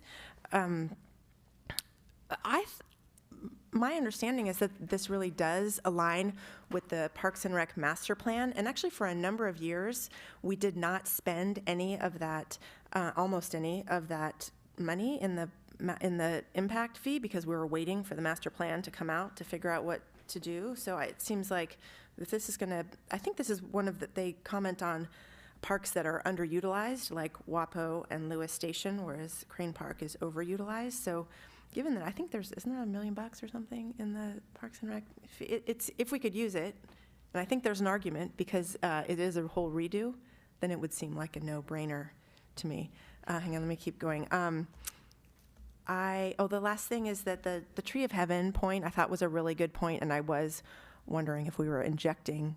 I know about Tree of Heaven a little bit anyway. If we're injecting those trees, which I understand is the way to kill those things, but I'm not an expert. We currently are not. Public Works is looking at options for that species right now as to what we can do in St. Helena. So they're still looking at all viable options for that.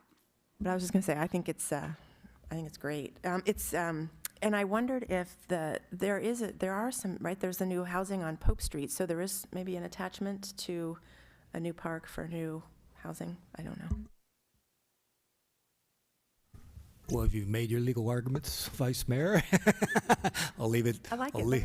And I'm not trying to put up roadblocks. I just want to do our due diligence to make sure that we are complying with California law and our own ordinances when we take a look at that. I'm supportive of the project and supportive of contributing where we can in a lawful manner. And that's all I'm saying there. So I agree with that. So the recommendation is authorize acceptance of donations and pursuit of the renovations proposal, and we'll leave it at that. And some of the other issues we'll have to just sort through and agendize for a future meeting. So I'll look for that motion. I move to approve. Second. There's a motion and a second to approve the staff's recommendation. Roll call, please. Councilmember Diaz? Yes. Councilmember Spoterato? Yes. Vice Mayor Deasy? Yes. Mayor Doring? Yes. All right, let's take a 10-minute break, please.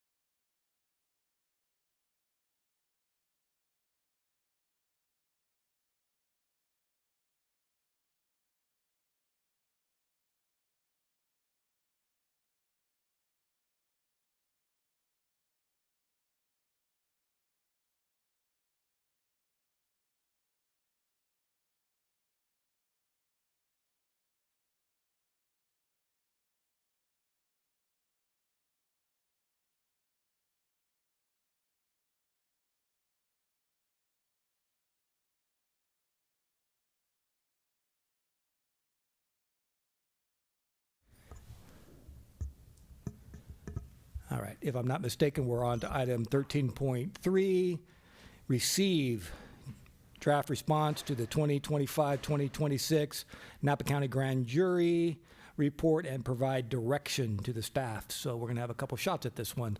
Mr. McCann, you want to introduce the item, please? Yes, thank you.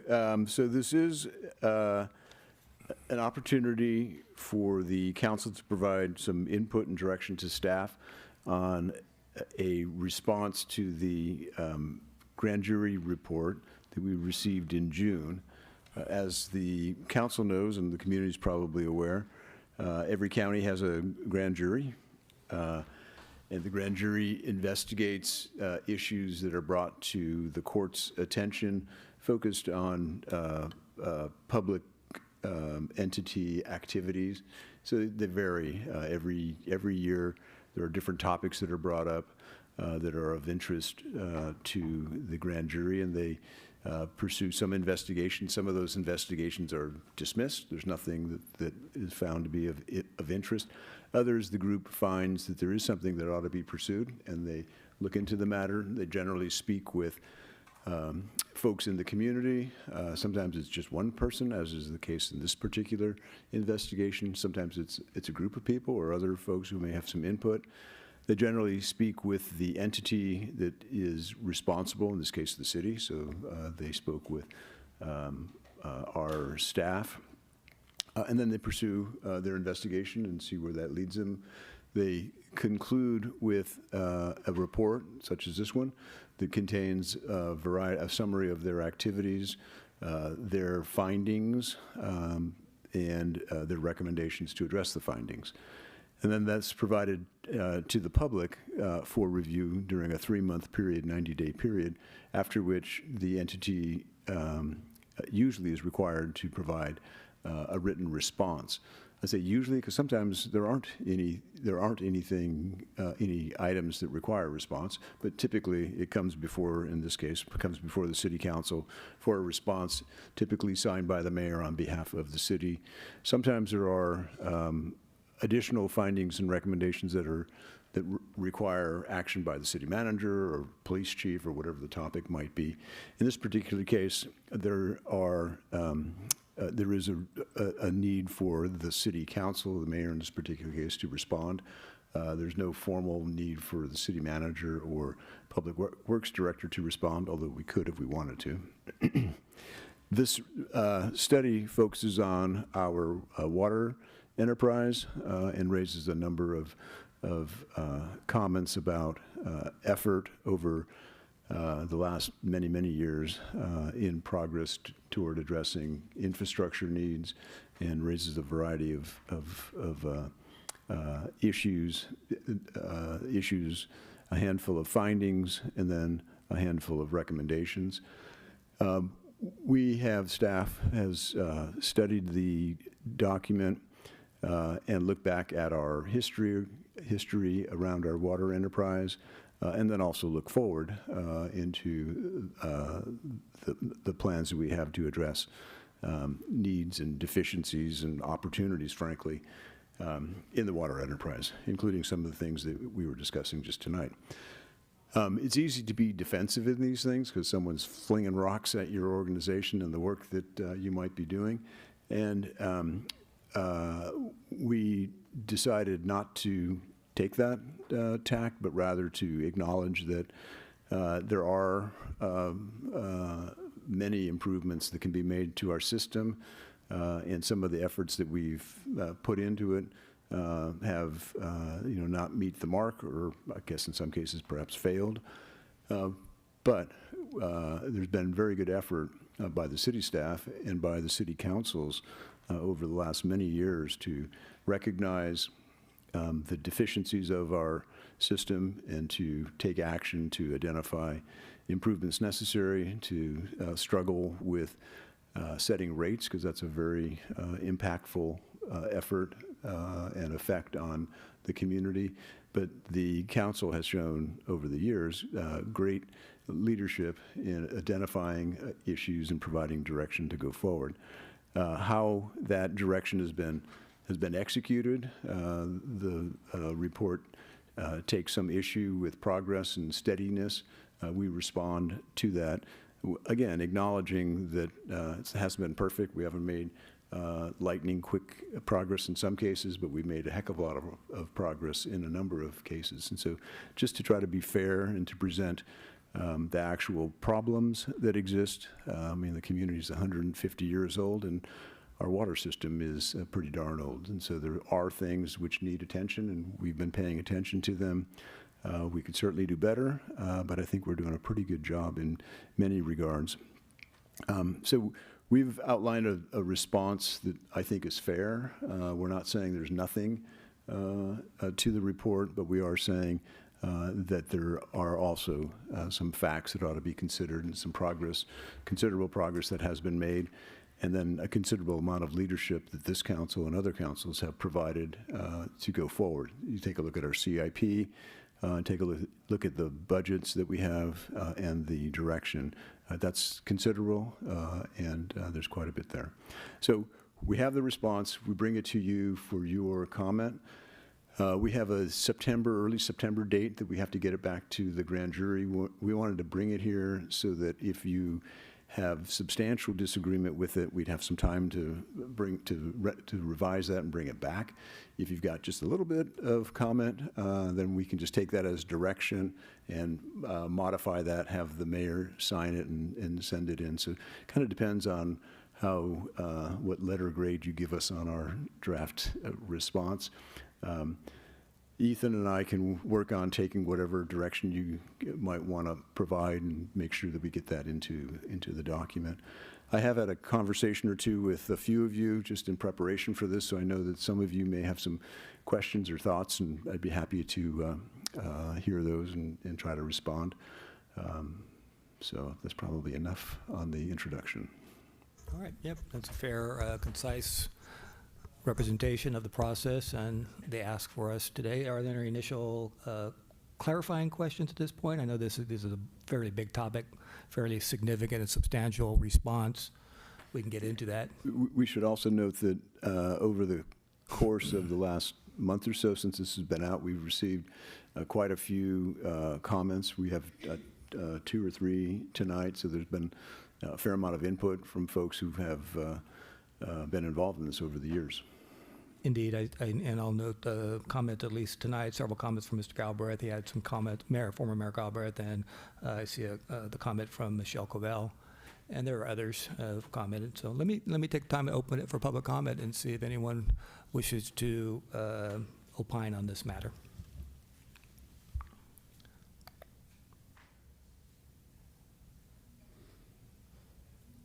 A sure way to get a not big of a response is to make it at the last point of the meeting, for certain.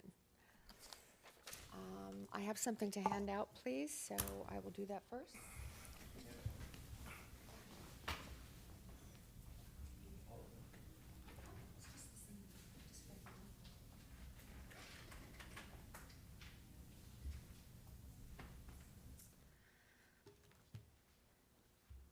So I didn't start.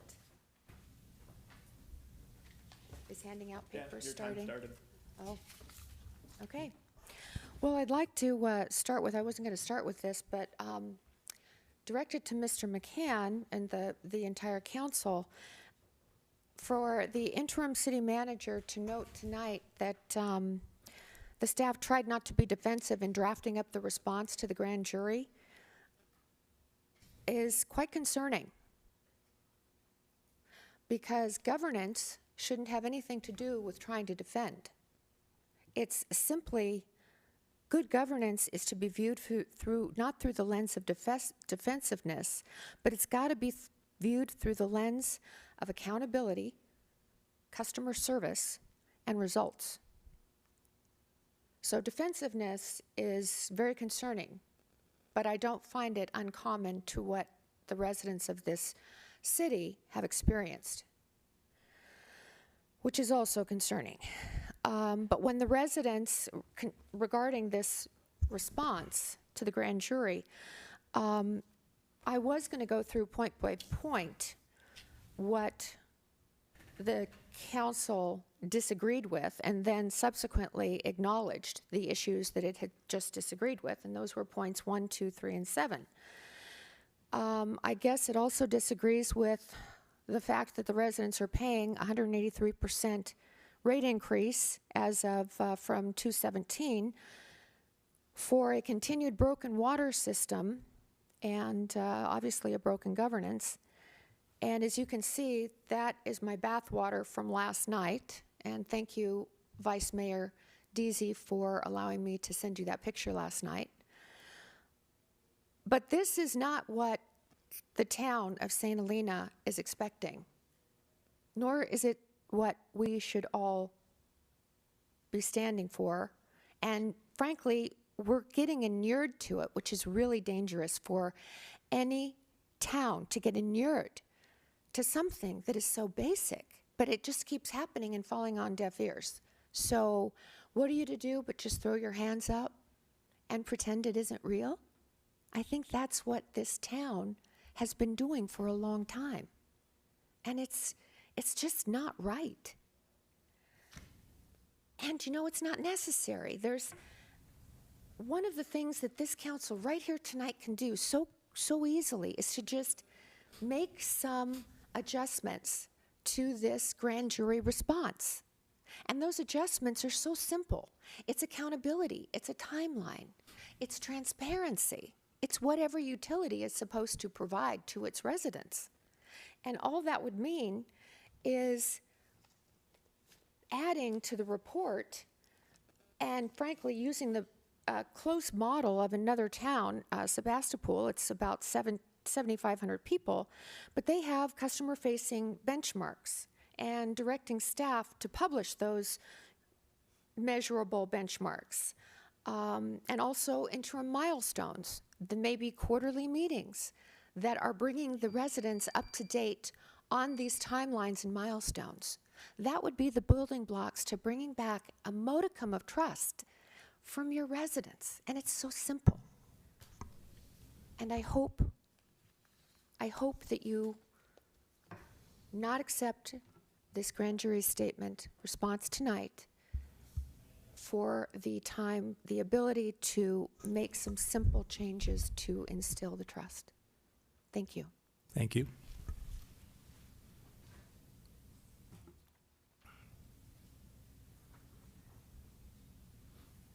All right. Anyone else wishing to approach your city council? Seeing none, I'll close the public comment, bring it back to the council.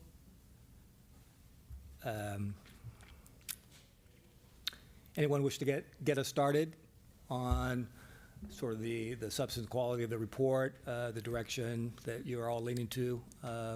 Mr. Diaz, please. Okay. Well, I have to agree. I'm sorry I didn't catch your name, but I agree with the tone. Is not. I think there's some work that we can do on this document to lead with an acknowledgement of what's happened up to this point. I think that can be the very first page of the document. I don't know how these things normally work, but if this is coming from this days, I think for me, I need to start from a solid place, and it's not where we're at yet. We will be there, though. I think if we can lead with the acknowledgement, then we can come with the facts, the corrections, and the right measures that need to be made. So that's the tone, and where I as I read it, I think we tried, not to be defensive, but I actually felt like we were being defensive, which is what the grand jury report cites. So I do want to come back and try to look at the tone there. Looking at just some more clerical topics there. So tone aside, there are some things that I caught on my way through that I just want to make sure that we're citing correctly. There's a response in there that there's a 75% reduction in taste and odor complaints in the document, and I think it mentions it a couple times. We just need to be able to cite that, where that came from, because my understanding is it comes from a 2017 carbon filtration system report, I guess, and this was pre-Grapevine, where we were not we were just taking things down on a notepad, and I don't know how we were doing it without the reporting, so I don't know how we could actually take that survey. So I would like to go back and try to cite that 75% reduction in taste and odor. I think it's very powerful, but we need to be able to tell where it came from. The other clerical things I see here, there's a 183% figure that was referenced earlier in this discussion. And I think what we need to do is give them, we dispute the grand jury's 183% increase figure, but we don't offer a corrected number. I think we have to offer a corrected number if we're going to dispute that number. So I think that's another clerical spot there. And then the only other thing I have here, I think when you look at it in whole, I think there were 7 different topics, and we disagreed with 6 of them. And so inherently that seems defensive. Now, there's truth and fact-based information in there, which I really appreciate, because one thing I do want to say is that the first draft here was genuinely well-sourced.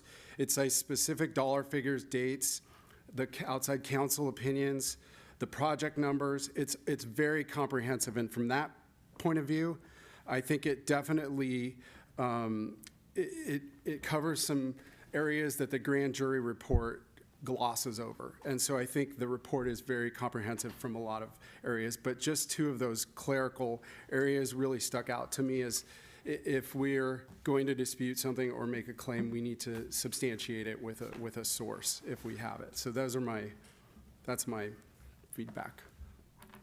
All right, those are good comments. I agree with the points of drilling down on the 183% and the 75% figures, source those out. Other comments by my colleagues?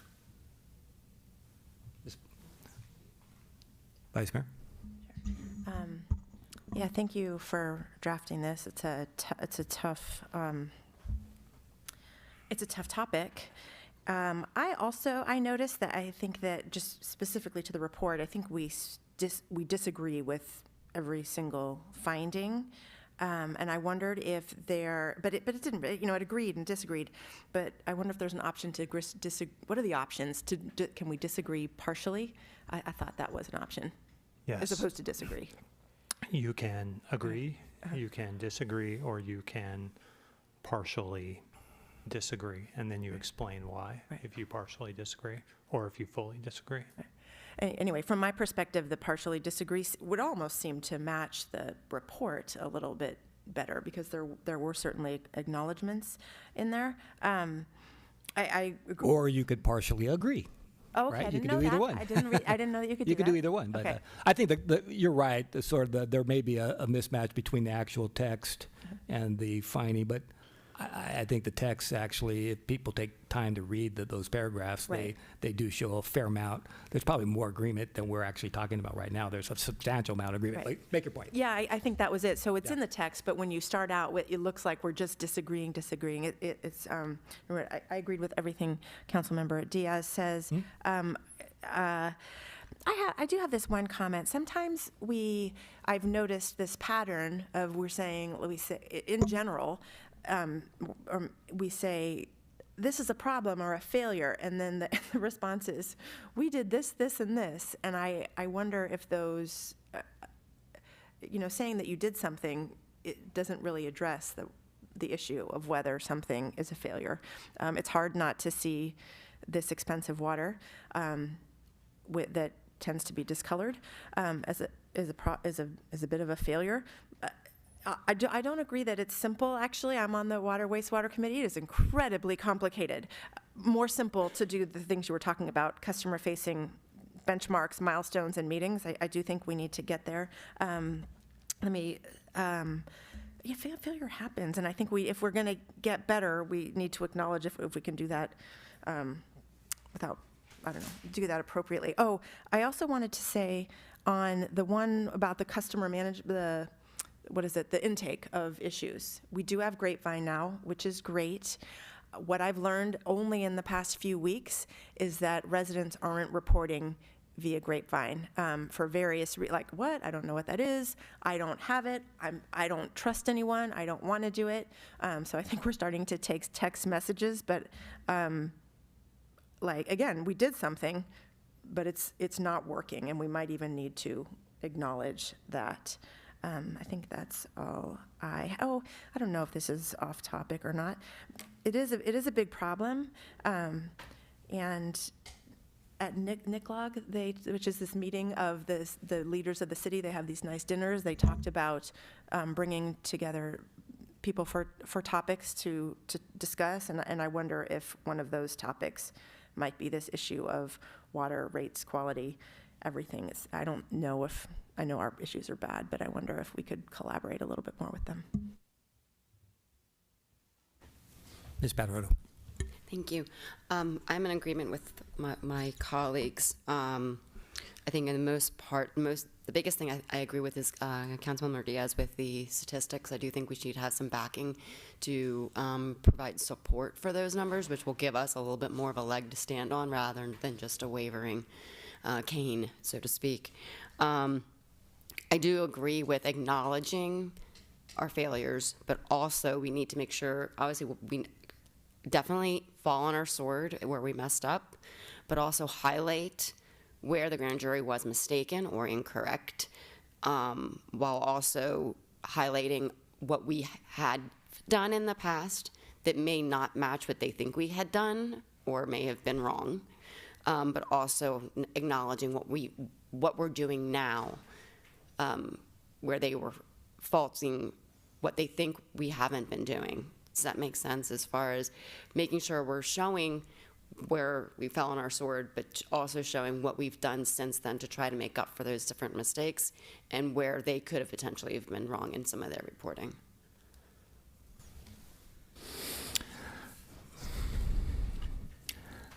I think I agree with most of what has been said by my colleagues, Mr. McCann. I think we're not that far apart, frankly, from, I don't know if we necessarily need to have another meeting. I think some of the points that could be made, first of all, the number sourcing, just correct what is the correct number, that's fine. But I think we can probably solve the issue in terms of the tone by an introductory letter that sort of precedes the document as an attachment that's, straightforward, but acknowledging, obviously, where we've gone awry. Obviously, brown water is on everybody's mind, and so there's a context here, and you can't ignore that obvious context. That's what everybody's facing, and it unfortunately leads to a conclusion that everything that the city has done ever for the last 20 years has been bad. And that's not fair to all those folks who have worked so hard, a lot of staff members, a lot of council members. Is that defensive? I just think that's reality. I think, we have to own up to it, but we should correct where we think it's necessary, and then we should provide sort of the milestones where we can. This is what we're going to be doing. This is what we have been doing. I think when you lay it out there, it does appear defensive, but it's just factual. There's a lot of actually fact in here, more fact than defensiveness in my view. I actually thought it was pretty toned down.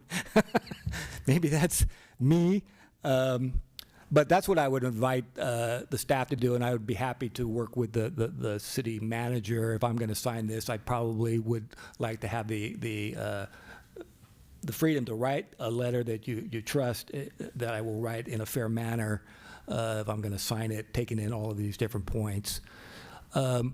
Honestly, there's a lot of folks whose feelings are hurt by something like this. Folks who put in a tremendous amount of time to the city facing this kind of scrutiny, and there were just a lot of points made that probably were gratuitous in my view, did not need to be made by the grand jury, would not have impacted the saliency of the report and the importance of it. So we have to balance all that. But I think we have the bones of something. I think the staff did a very good job of highlighting what we agree on and what we don't agree with. And let's just move forward with an introductory letter. I will sign it. It will be a page letter acknowledging some of the tone issues that Councilmember Diaz sought, and we can move forward. I think it's a learning lesson. Hopefully, the point is hold ourselves accountable, which I agree with, and take the document and learn from it. It's not something, well, we're all going to get mad and start crying and throw it in the trash. And, no, we have to learn from it and get better. And I think we're all committed to doing that. And I actually see the trend line of getting better. Probably slower for some people. But, having been here for 12 years, I can see the slow plodding improvement, but I can see all the roadblocks have been along the way that we face. So those are my comments.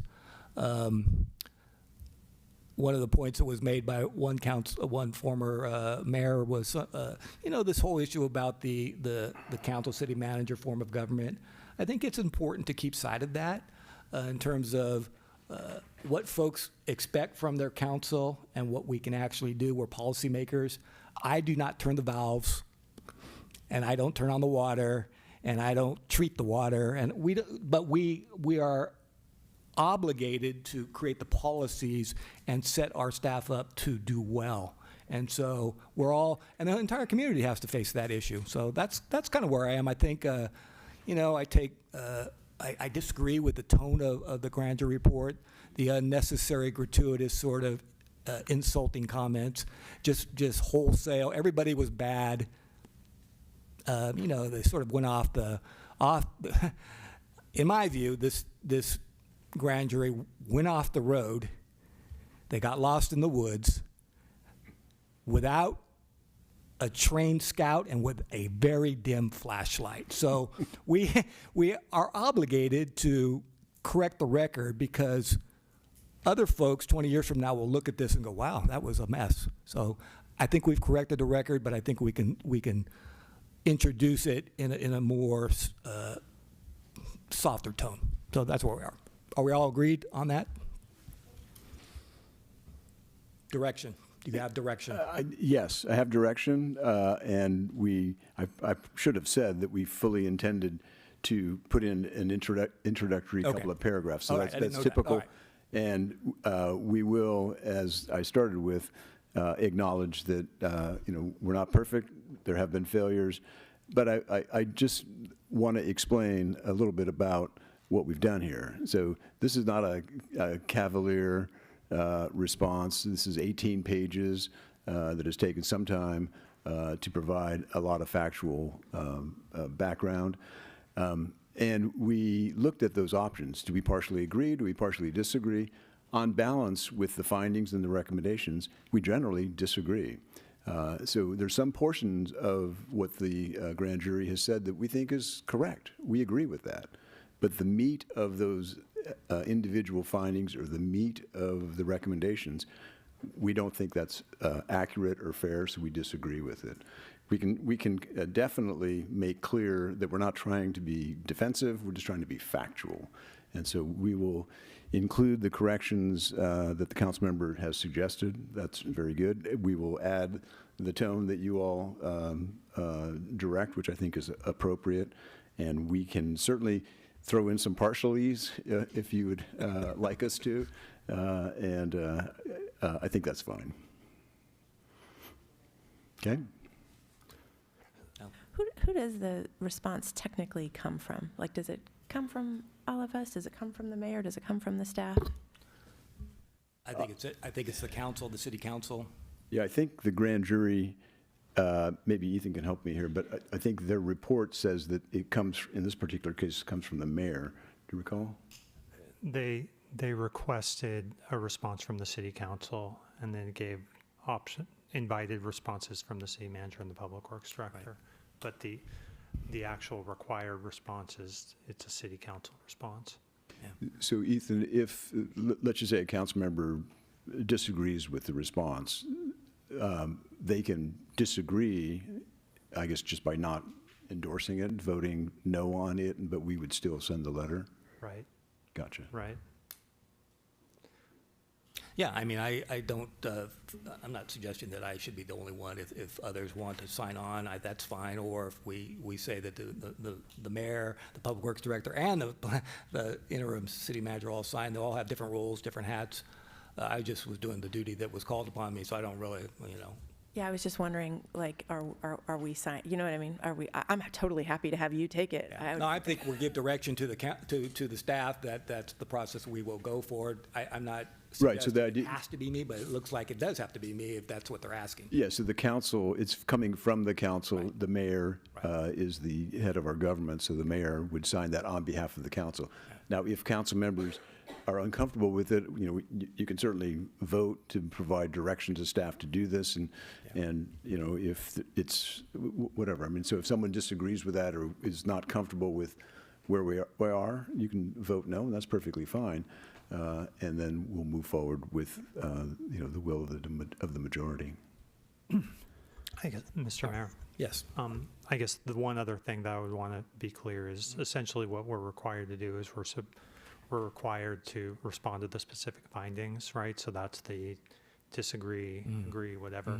So I think with the kind of narrative aspects of it and the introductory letter, it's fine to kind of delegate that out, but with the actual findings, it would be good to know what you want those to be, and make that clear in whatever motion you make. All right, well, And the other alternative. I haven't thought that much. I actually was looking at them and I agreed partially with most of them. I disagreed pretty strongly with many of them. I don't know do we ask our council to give us direction to, I'm happy with it as it is, frankly, because I think it does lay out both. And I think it's a minor issue, whether it's disagree partially or agree partially. But Right, and so, yeah, I just wanted to be clear since it's, Okay. it's statutorily mandated. I mean, the other thing that you could do is we could clean it up and bring it back on consent. It's up to you. all right, what do you think? I want to get this out and the response back. Are we comfortable with the direction we've given so far and just make those vote changes? right now? To Yeah, vote? with the direction that we have given to clean it up. Are we going to make because I would try the motion if Please there is do. one. But Please do. And if it doesn't, I'm comfortable with No, that. please do. Well, my motion would be to do all the things we talked about with a partially disagree for pretty much each item. All right. Anyone else on board with that? Because that would require a second and a vote. What does that look like? How does it change the? So I think what that would be is that in response to each of the findings, we would change it from the city disagrees with the finding to the city partially disagrees with the finding.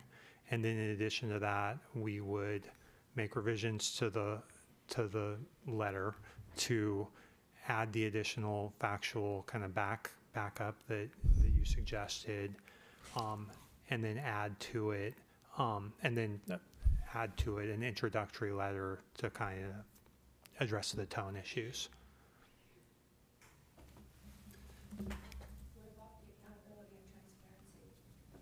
Public comments closed, please. Whatever the council wishes to do, I think, I honestly, I'm comfortable with agree partially or partially disagree. Either one kind of gets to the point. The text in each one of those categories really says it all, so that one sentence is, we're maybe putting too much emphasis on it, although it is the lead sentence each time. Either way, I can go with the motion, but someone would have to second that. Or bring their own motion. So is this for just the ones that are, these for all of the disagrees, would that be changed to partially disagree? Is that what you're? That was my motion.